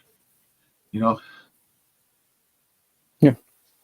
they're not going anywhere either. You see, me personally, you want to see them do good, you bring them down to NXT. NXT, you can thrive, you can win the championships down there. See, it could be development league also at the same time. It's a third brand, so you can have the people that aren't really working on the main roster back there to get some play, to get more action, more out of them. They already have their picks on who they want. The popular. Look at what happened with friggin' Bianca Belair, her husband, the Street Profits. Oh, yeah. Where are they? What happened with them? They were pushed, and now they're not even on TV. What's going on? It's like I think they're the latest victims of. I know BK loves the Hurt Factory, but they're the latest victims of the curse of Bobby Lashley, as I call it, because you had an amazing talent in Cedric Alexander who could have gone places and then was teamed up in the Hurt business, and when that ended, where's he now? Look at the Street Profits. They had a huge following. We're right there in the mix for tag team championships, right there in the mix with the New Day and the Usos and all of that. And then they team up with Bobby Lashley, and they fall off into obscurity. So they did drop the ball on a lot of tag teams. That's the whole thing. See, the tag team division is really bad too when it comes down to the both brands. You try to put two people together that make no sense sometimes. You try to get a tag team, it doesn't work. It's just. Yeah, I mean, it can't be easy when they've got so many people sitting in the back, and you're the Creeds. Yes, you can't rotate. It's how I don't know. Rotation is not in their vocabulary because these guys, like you say, like we've said, they've fallen off. The one guy leaves, they all leave for whatever reason. They just get put into the back shelf. Yep. To maybe get pulled out. You're paying them. They're still paying them. They're in contract.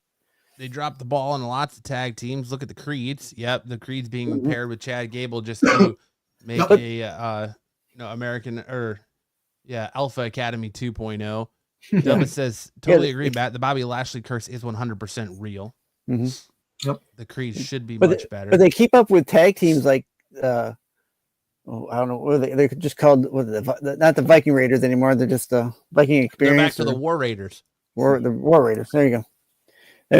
They keep up with those guys. I thought there was better tag teams than them. I love the War Raiders in NXT.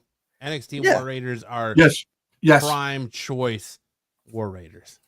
And now they brought the War Raiders here. Now I like the persona of the other War Raiders. I like the motorcycle type of. I like it better than the Vikings. Yeah. Yes. But you got to see what works. You out with the old and with the new. For the SmackDown, let's try to get this out of the way. Our next match, we had the newcomers, or the most recent newcomers, the Motor City Machine Guns versus A-Town Down Under, with the Motor City Machine Guns winning that match, which I think is understandable and predicted because, well, A-Town Down Under is nothing but a proverbial job team that they just throw for other tag teams to run through. Vince, with Vincent Kennedy McMahon no longer being around and that old pervy bastard being kicked to the wayside, his protege Austin Theory has been nothing more than a jobber. It sucks. It sucks because I like Austin Theory. I think Austin Theory has a lot of talent. I think It does. Also, at times it almost feels like he's paying for Vince McMahon and John Laurinaitis' wrongdoings. By the way, he's not getting any push. He's just jobbered. Like, I understand that they gave him the tag team titles at Mania last year and they held it on for a little bit, but they're just, put there to get stunnered or rock bottomed or receive a finisher or just be kind of a joke tag team for other teams that they're trying to showcase to run through. So they're the setup. It just kind of feels like he's being forced to pay for Vince McMahon's discretions, which is kind of crappy. It's sad. It is crappy. You know what? Like, at the end of the day, I guess you have to go through the trials and tribulations. Yeah. I mean, he is the one that would definitely benefit from leaving, going to the Indies, and coming back later after he's kind of a la Drew McIntyre. Drew McIntyre was the prototype Austin Theory. He was Vince's guy, and he failed out in flames, and he left, built himself up, perfected his character, and came back. And now all intents and purposes, WWE has huge plans for Drew McIntyre in 2025. Yep. Mm-hmm. He might be wearing a belt in 2025. Could be one of the candidates winning a championship. I think he wears a belt every day. Dom to keep his pants up. Yep. It's a kilt. It's a kilt. A kilt. Yeah. Next up, we had the WWE Women's Championship #1 contenders match: Bayley versus Bianca Belair versus Naomi versus Nia Jax, with Bayley taking home the W. Was that the right choice? Do you think Bayley was the right choice to take home the W out of all of them? Yeah. Nia Jax was champion for a minute. Bianca Belair and Naomi are tag team champions right now. Well, Naomi actually swindled her way to getting it to be the tag team champions, because we're gonna find out who took out. She took out Jade Cargill. Yeah, Jade Cargill, definitely. She's the one that took out Jade. Yeah. Bayley, you see exactly. Bayley was the perfect, and Bayley, she's coming to Raw. She's actually going to Raw. Mm-hmm. Anybody who shows up in the show. That's kind of the feeling you're getting, huh? Is that we'll talk a little bit more about the Raw thing, but this whole transfer portal thing just kind of feels like the Triple H version of whatever like free pass Vince McMahon had for wrestlers to come to brand A, B, and C during the brand split previously. Like, I can't remember what he called it, but that's what it feels like. It's just like a free pass to go wherever they want. Yeah, probably Naomi versus Jade at WrestleMania. Probably. Like I said, anything can happen. No, I think they're working for Bianca versus Jade at Mania. Absolutely, that's where I think it's going. That'd be interesting. Like I said, look, the brand split. I think they shouldn't have a brand split. I think you should have your wrestlers that are exclusive to a thing, but you could have a thing where you can go from one show to another. Because the transfer thing, it's a dumb thing. Oh, you have the draft. You're going to draft this guy. They've been doing that since 2002. Yeah. Just leave it. Let it be. Let the shows, everybody interact with each other. You have your factions. You have your championships. You have SmackDown, your tag team championships. Look, you had the Usos having both championships for so goddamn long in the bloodline. So they were going back and forth. So you had a crossover to begin with. Yeah, you know what? Anybody who is champion can cross over in each show. That should be a no-brainer. Yeah, I think the whole draft was to try and keep that the purpose Monday of them Night having Raw. two champions. Like, that defeats the purpose of having a world heavyweight champion and a universal champion, like, or WWE champion, whatever they're calling it this week. It defeats that purpose. Yep. But Then we got to our main event, which was Cody Rhodes and Jimmy Uso versus Tama Tonga and Jacob Fatu. With Tama Tonga and Jacob Fatu picking up the win with help from Kevin Owens, who distracted Cody Rhodes during the match, leaving Jimmy Uso to the mercy of the former Bloodline.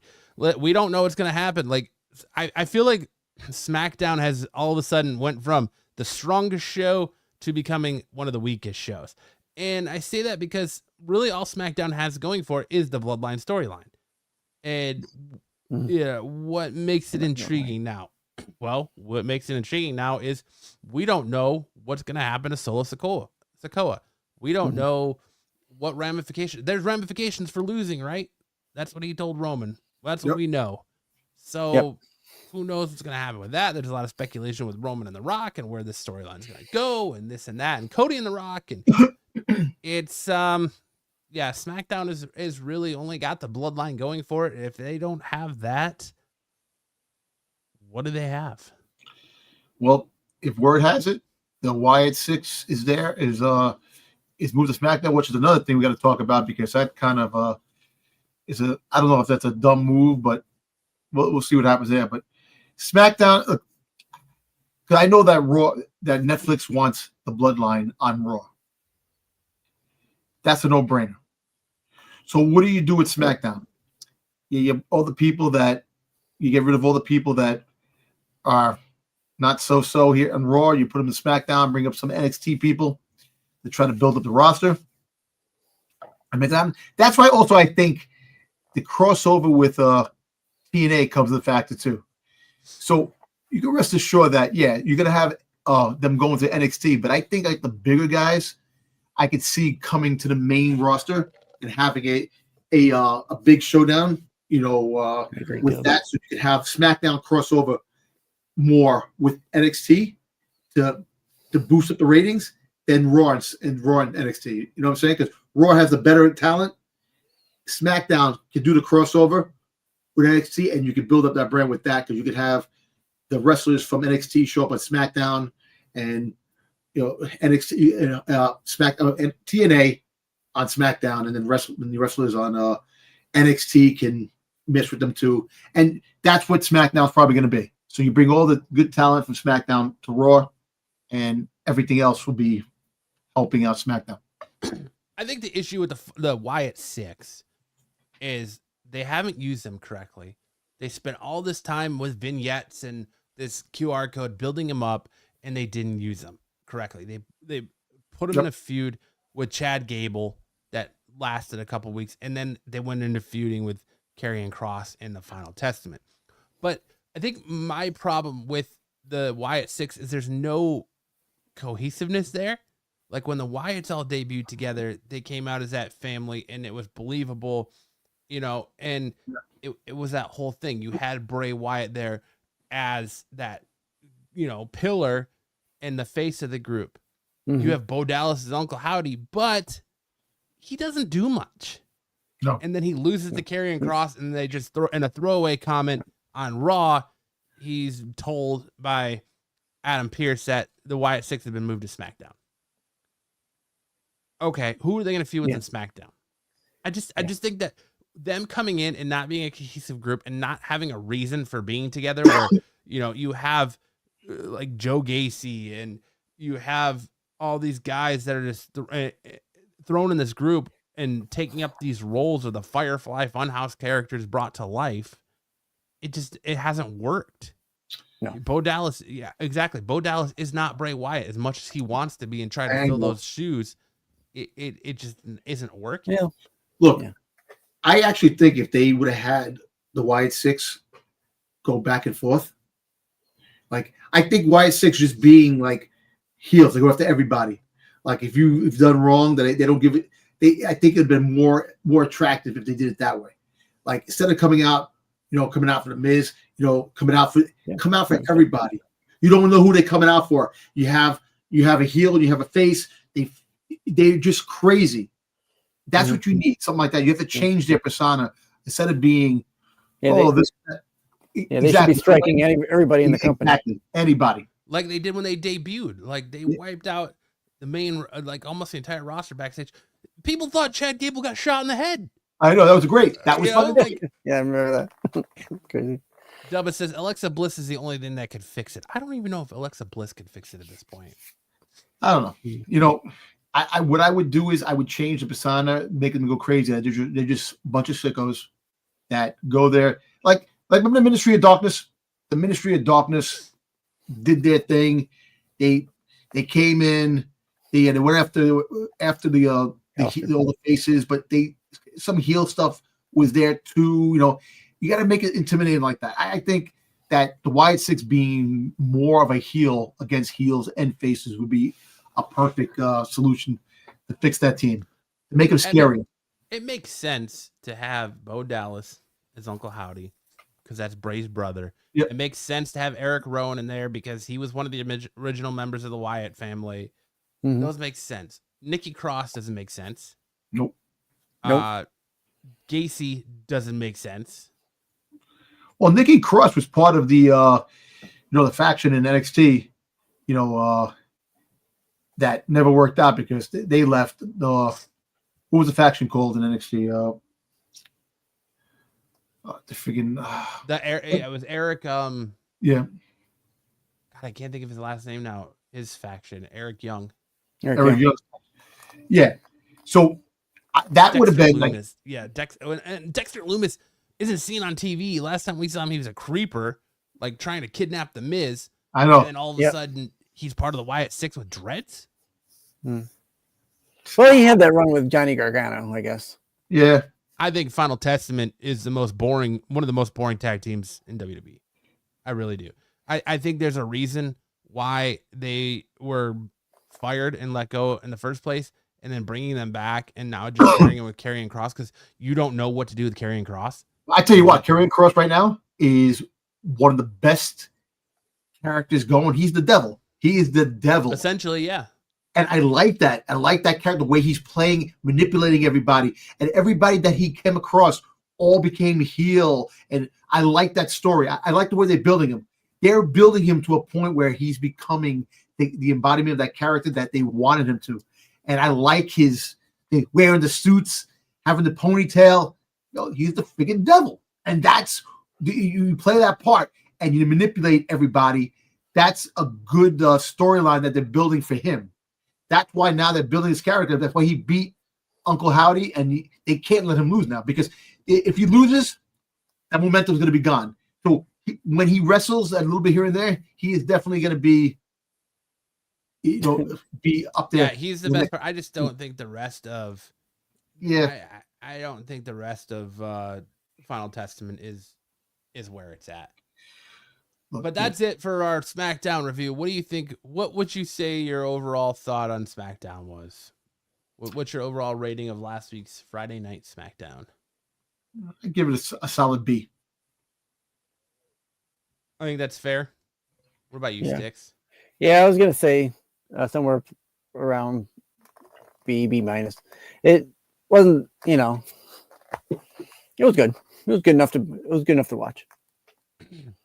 All right, now we're getting into Monday Night Raw, where we kicked off the show with another scintillating promo from one CM Punk, and that was interrupted by Seth Rollins, where we got the announcement that not only is CM Punk going to enter the Royal Rumble, Seth Rollins is entering the Royal Rumble, and along comes Drew McIntyre, who is coming after Rollins, who also says that he is joining the Rumble. Yep. So we're 2 weeks from Saturday Night Main Event, and we're getting more action for the Royal Rumble than we are for Saturday Night Main Event.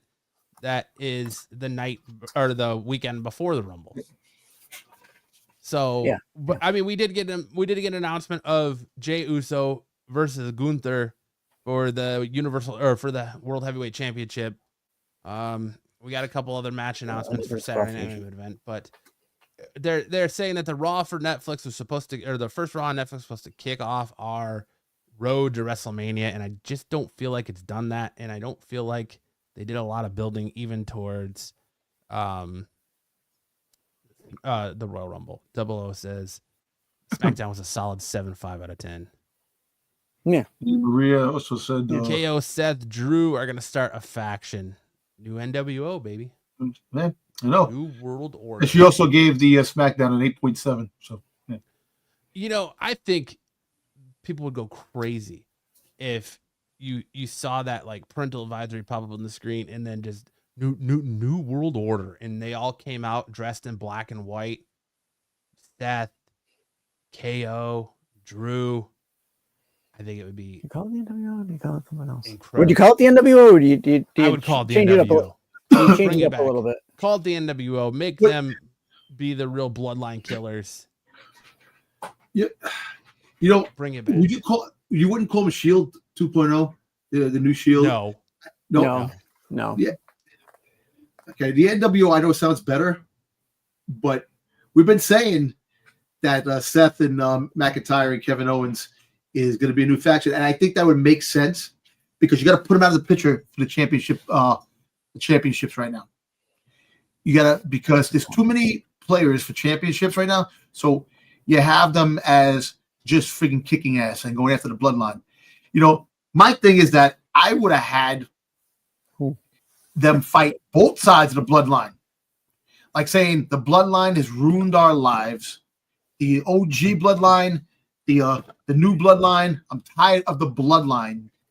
Wrestling is not just about one family. There's a bunch of other things that are going on. All right, easy, Cody Rhodes. Yeah, I know. Right? Wrestling has more than one royal family. One royal family. No, I'm just saying that they should have won after both factions, after both sides. That'd have been cool. You know, but that's just me. Raw kicked off with Chad Gable fighting find me the best luchador in the world, and I want to fight him. That we don't already have on our roster. Yeah, that we don't already have on our roster. And out comes Penta making his WWE debut, which all of us suspected was going to happen the week before. But we got our Cero Miedo, Zero Fear, Penta versus Chad Gable. And what I felt like was an excellent debut for Penta, but it was a safe debut. Anybody who knows and has followed Penta through his career in AAA or Lucha Underground or AEW or any promotion he's been in, he is a high flying. I wouldn't say he's high flying, but he's a very acrobatic, hard hitting Lucha Libre star. Yeah. And I feel like he didn't get to showcase his true potential in a match with Chad Gable. He kind of played more to Gable's more technical, amateur wrestling background and did a lot of that. It was a lot of exchanges, a lot of back and forth, a lot of holds, a lot of legs, like sweeps. It wasn't a lot of the high flying stuff that we're fast paced stuff we're seeing from Penta. So it was a solid debut. I think they played it safe for his debut, but he, against Chad Gable, we didn't get to really see the full effects of what Penta is.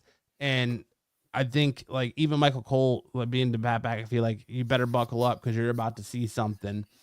Chad Gable was not the greatest opponent to see that. I think it was a safe bet.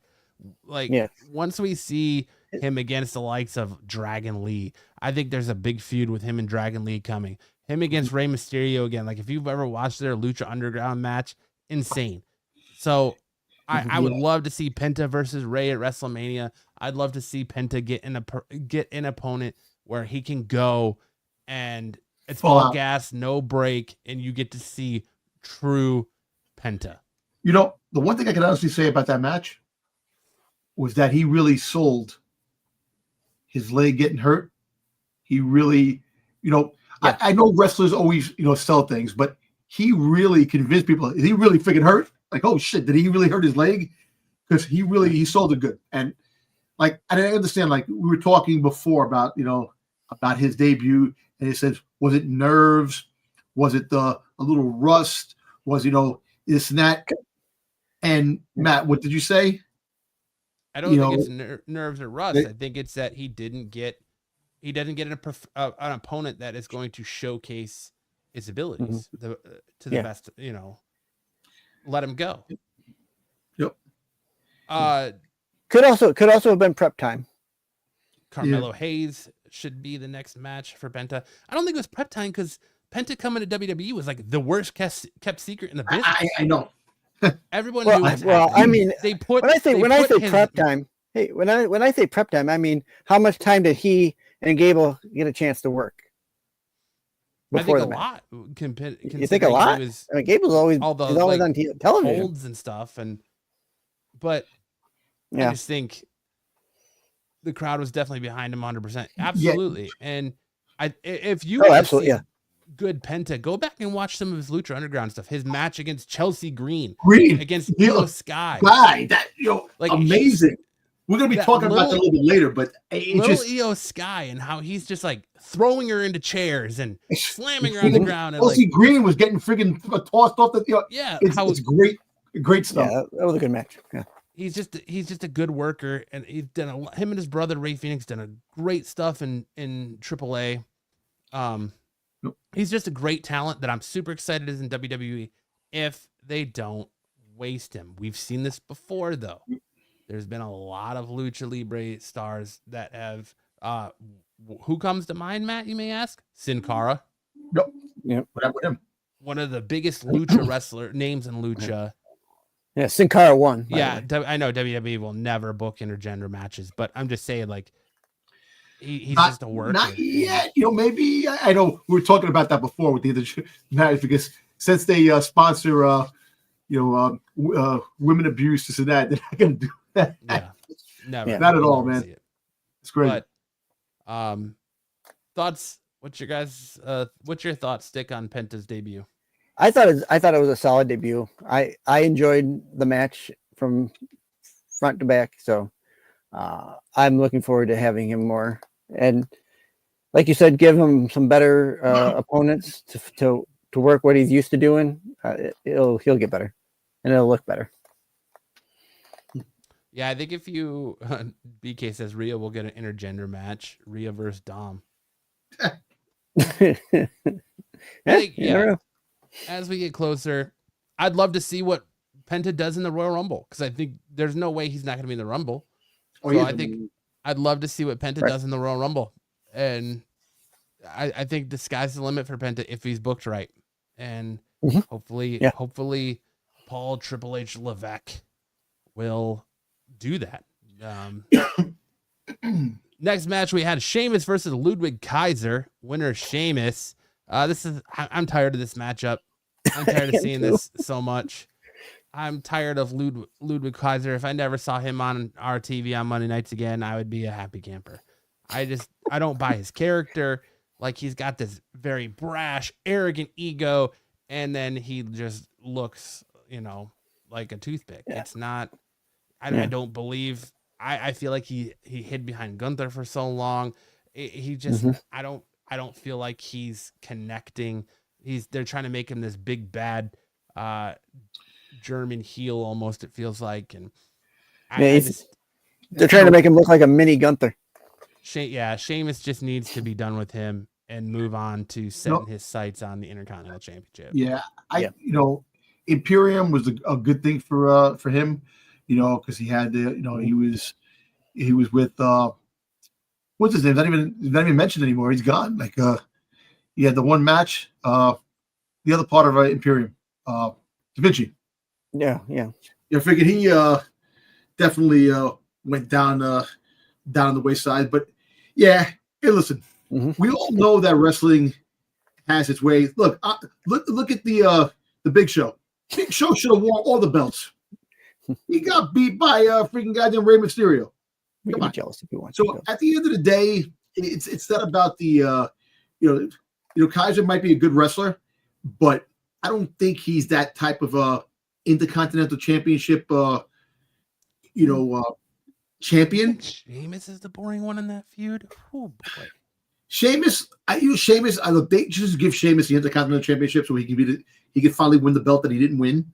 He's never won. Give it to him for a short time and then leave. But at the end of the day, I think Kaiser he's a good talker. He's intimidating when he talks, the way he talks about things. And him and Ron Breakker, Ron Breakker is definitely a beast. But at the same time, they're different types of wrestlers. Sheamus should freaking beat the shit out of Kaiser over and over again, no matter what. But they try to push Kaiser. You're right. He was under friggin' Gunther's wing for a long time. Kind of like probably took the sales out of him. He's not believable. I understand that. Yeah. But he could be part of another faction.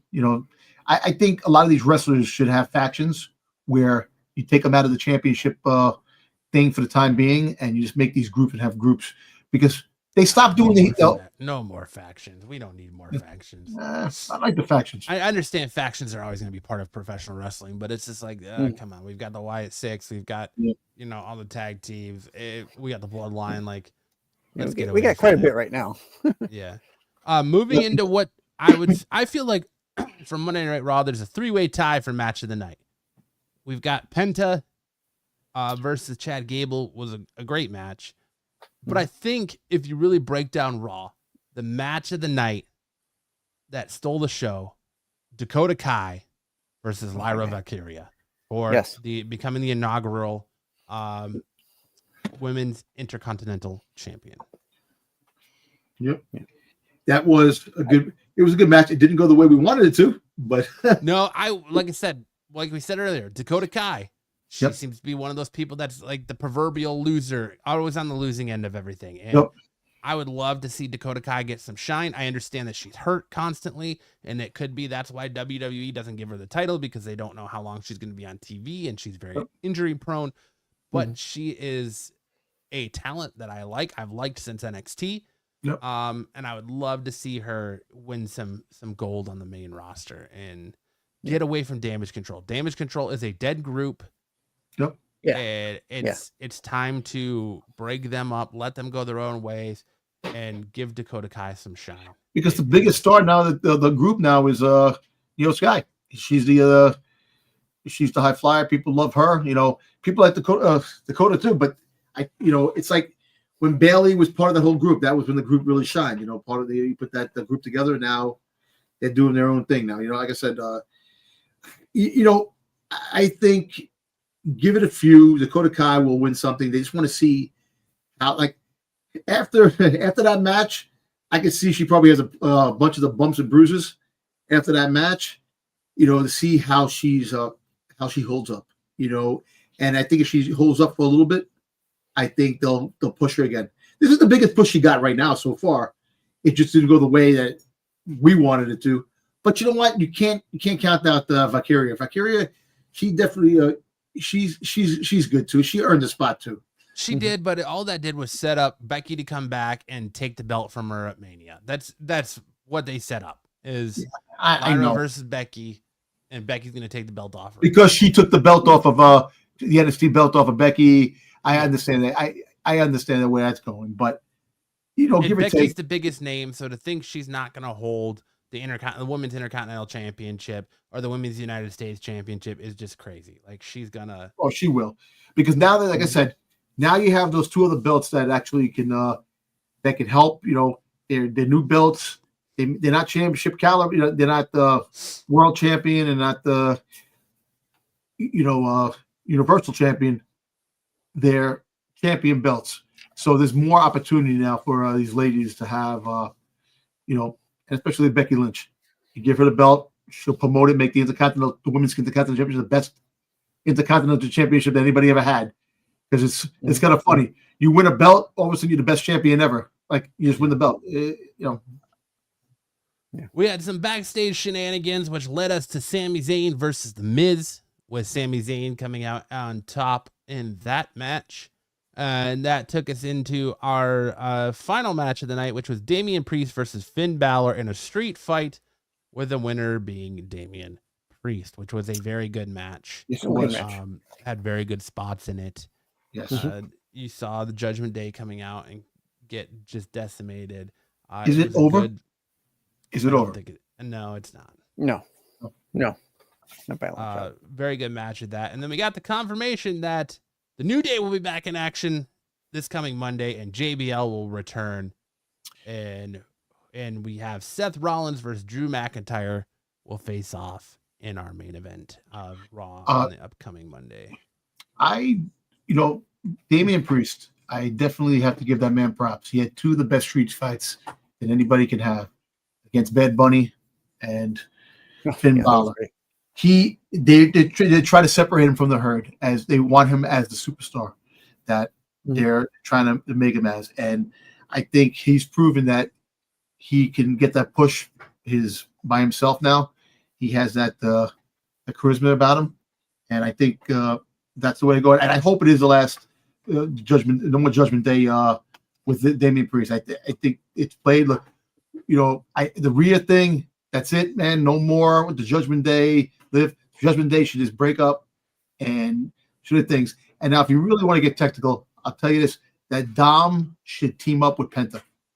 I think you should have Dom as the mic for Penta, and to help him, because I know that the English isn't his first language, and I know that he had the backstage heat because he went over the thing, and everybody was saying. So if you have Dom as the voice for Penta, can elevate Penta with what he's saying, and Dom can get a little bit. Penta's right now so far. Penta is a face, so Dom coming into the fold and transitioning to a face that could work a little bit until Penta's brother comes in, and whatever the situation is, the team up, have that happen. But see what happens in the future, because I think that would be the best fit right now for Penta to really make that transition. So. And then we go move into NXT. I'm going to move through NXT a little bit quickly here, just for time's sake. We had our number one contenders match. Shotzi Blackheart defeated Stephanie Vaquer by a pinfall with a roll up. So it's interesting that Shotzi is going to be the number one contender. It was a very decent match. I like Shotzi. But I wanted Stephanie. I wanted Stephanie to win. But match 2 of the night, we saw All Ego Ethan Page defeating Dante Chen by pinfall. Yeah, I'm not surprised. Yeah, I like Ethan Page. I think Ethan Page would be a great heel on the main roster when he gets a chance, because he was great on AEW. You know what I'm saying? So yeah, make him bring him up. Page is good, and I think Chen has a good thing ahead of him. So yeah, I like what he does. I know, Maria. I know. Yeah. We saw our number one contenders match from what I'm assuming is the NXT Heritage Cup. You saw Meta Girls defeat Unholy Union by pinfall. Okay. You had Cora Jade defeating how do you say her? Eileen Jordan by pinfall with a cheap win after raking Jordan's face. Then we had an NXT Championship matchup. That was I can never pronounce his name. Axmos. Yeah, I know. Osmos, I know he. Yeah, I pronounce his Nathan name. Fraser defeated OTM by pinfall, and that was your NXT show and results from Tuesday night's NXT. What do you give Raw? What would you give Raw? Raw to me was an easy 8.5 out of 10. Okay, so more like a B plus. I'll give it a B plus. So yeah, I'm right there with it. Yeah, I think we had. It had 3 fantastic matches. I feel like the abrupt end. Yeah. And the NXT, I'll give a B to NXT. I love the fact that they try. They have really good talent. And definitely there's a lot of talent that hopefully when they do make the main roster, they don't get overshadowed. I don't know, because when Julia and Stephanie come to the main roster, they gotta dominate, because I love both of those girls. Yeah. But I give NXT this week like a C plus. I give it a B because I like it. It's not your typical people we know. Raw, exactly. Listen, Raw this week didn't. You liked it this week better than last week. I don't know. I liked the first week. The hype. I did too, because this show was more for the wrestling fan. This show wasn't for the executives or the investors. Exactly. It was for Mhm. the wrestling fan. It was definitely two different shows. Demographic. So now we're in the part of our show where we're gonna hand it over to Sticks for Pro Wrestling Time Tunnel, where he's gonna take us on a little trip through some pro wrestling merchandise. Yep. So I thought since it's our first show, I'd start off a little easy on us. I'll have you work the slides, Matt. So Okay. basically, for those who haven't seen the Time Tunnel before, I'll pick something and I'll go through it from before or something that's coming up and review stuff that's come out before. So this week I thought I'd review rookie cards, for lack of a better term. Yep. This week they had these now they've had these before.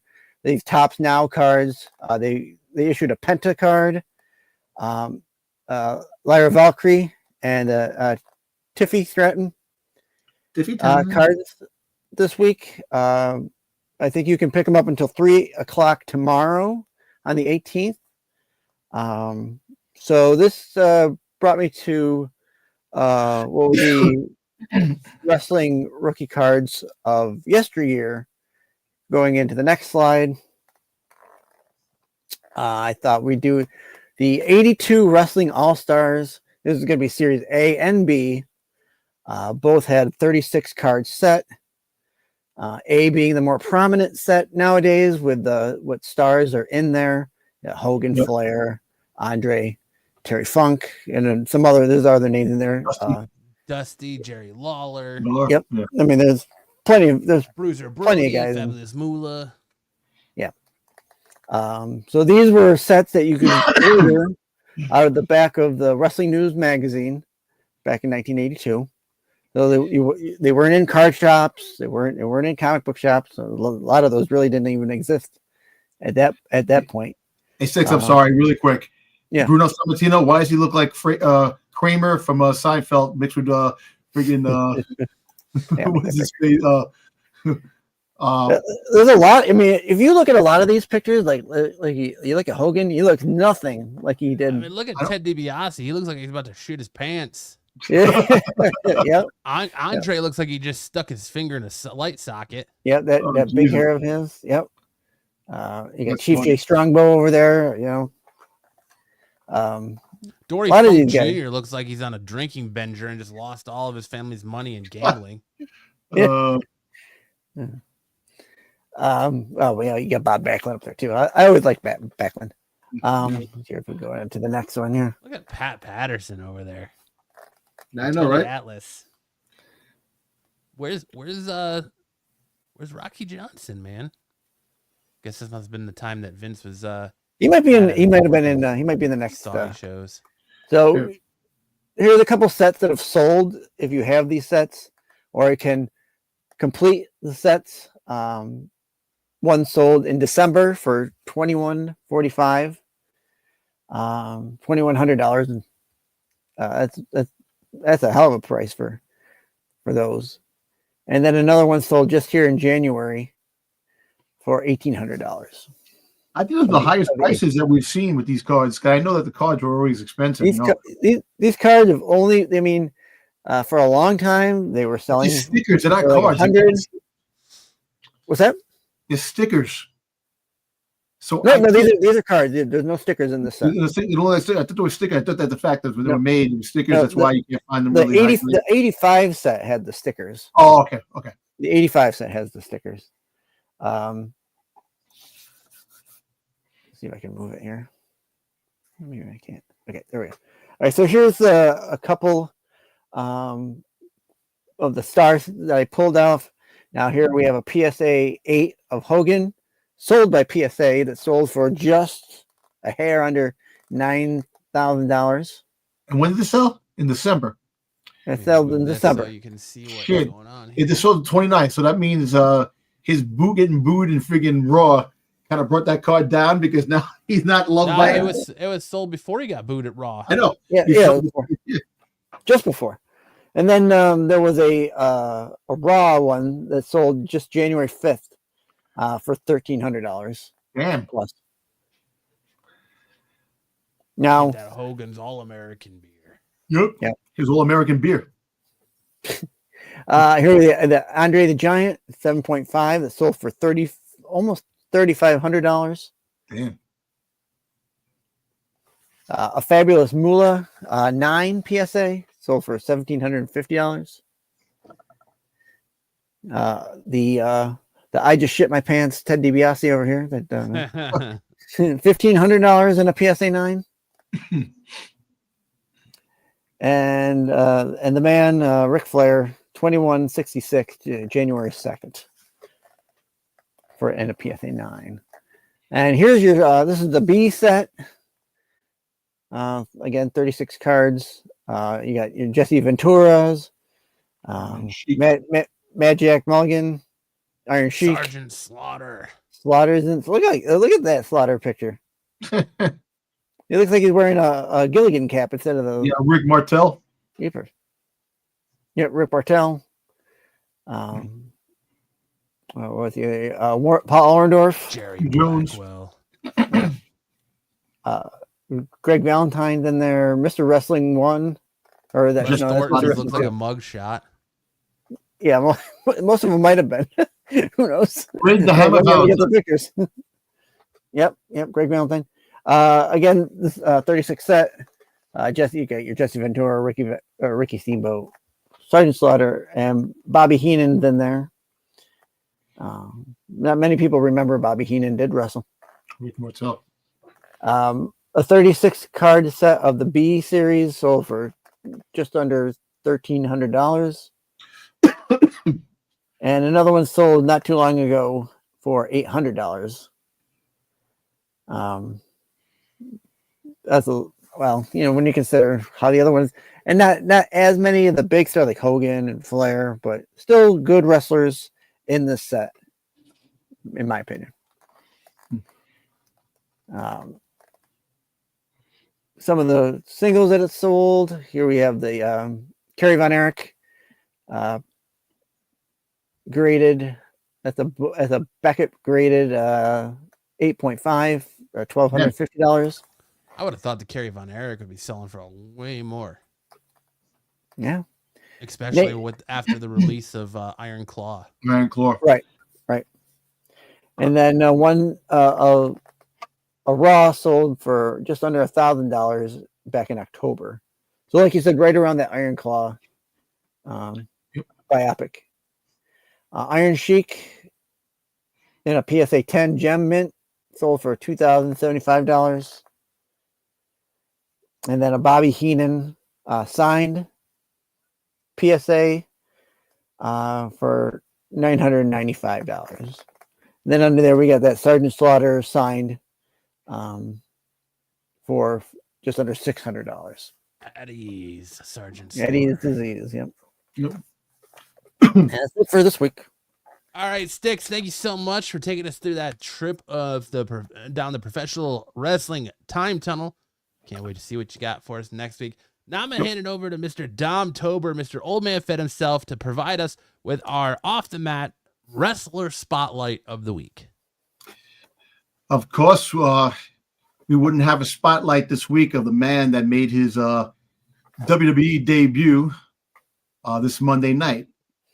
And the man is PENTA. He came in, he electrified, had the crowd. His family was in front. People were crying, cheering, and he didn't disappoint.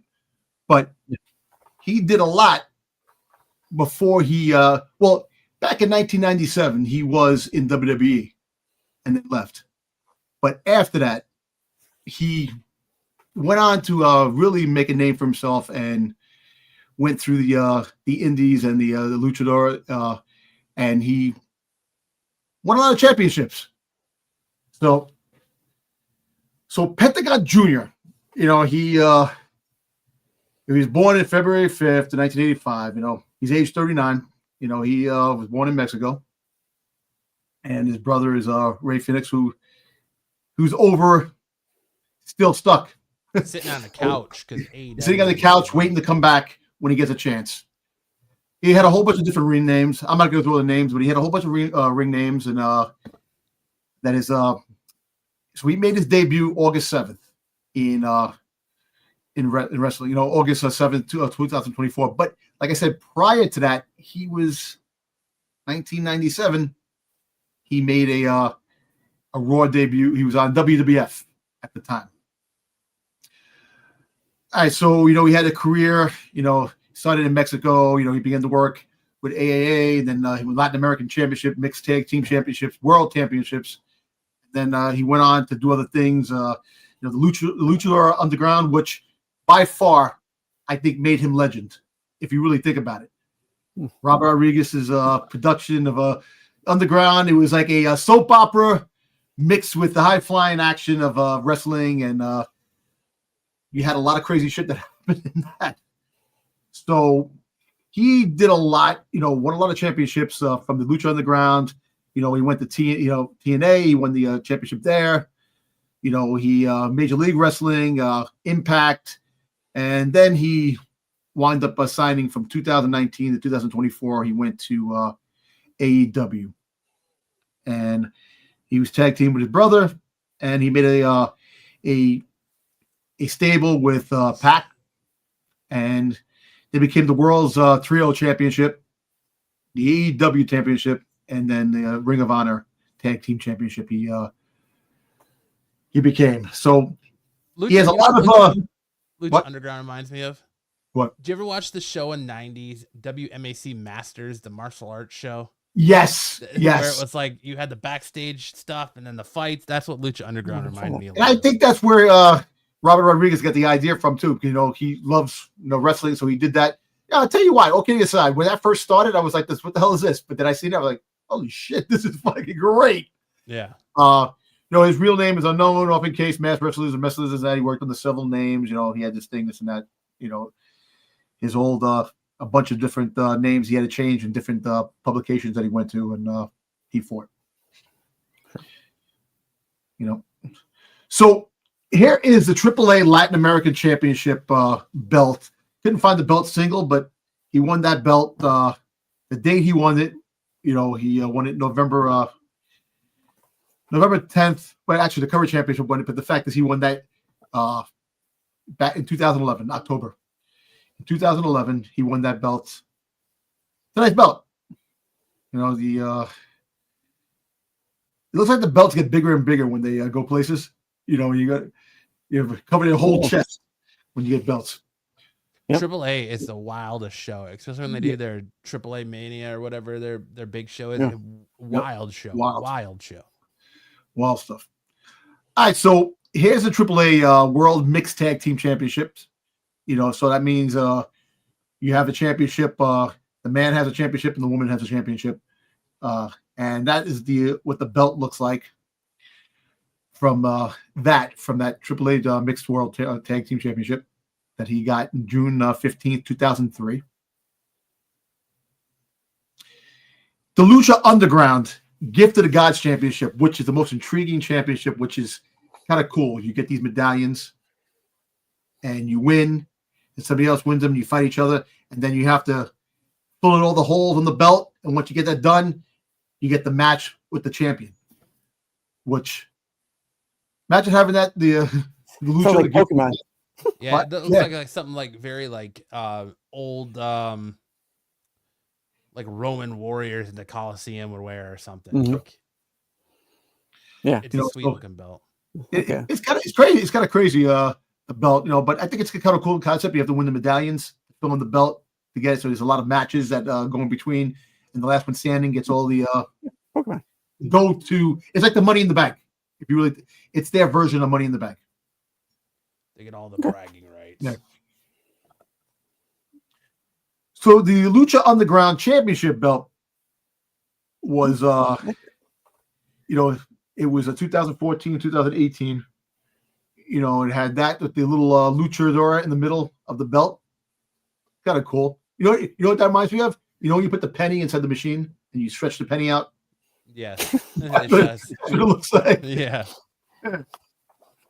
And then the championship, the current TNA championship belt, he won. It was pretty cool on that belt. So then when he got to AEW, he won the trios championship, and those are what the belts look like for the trio champion. Which I'm always saying that WWE should get that, because when you have facts like New Day, New Day should have had a trio championship belt because they were together for so damn long. You know, they could have had that, you know, but never did.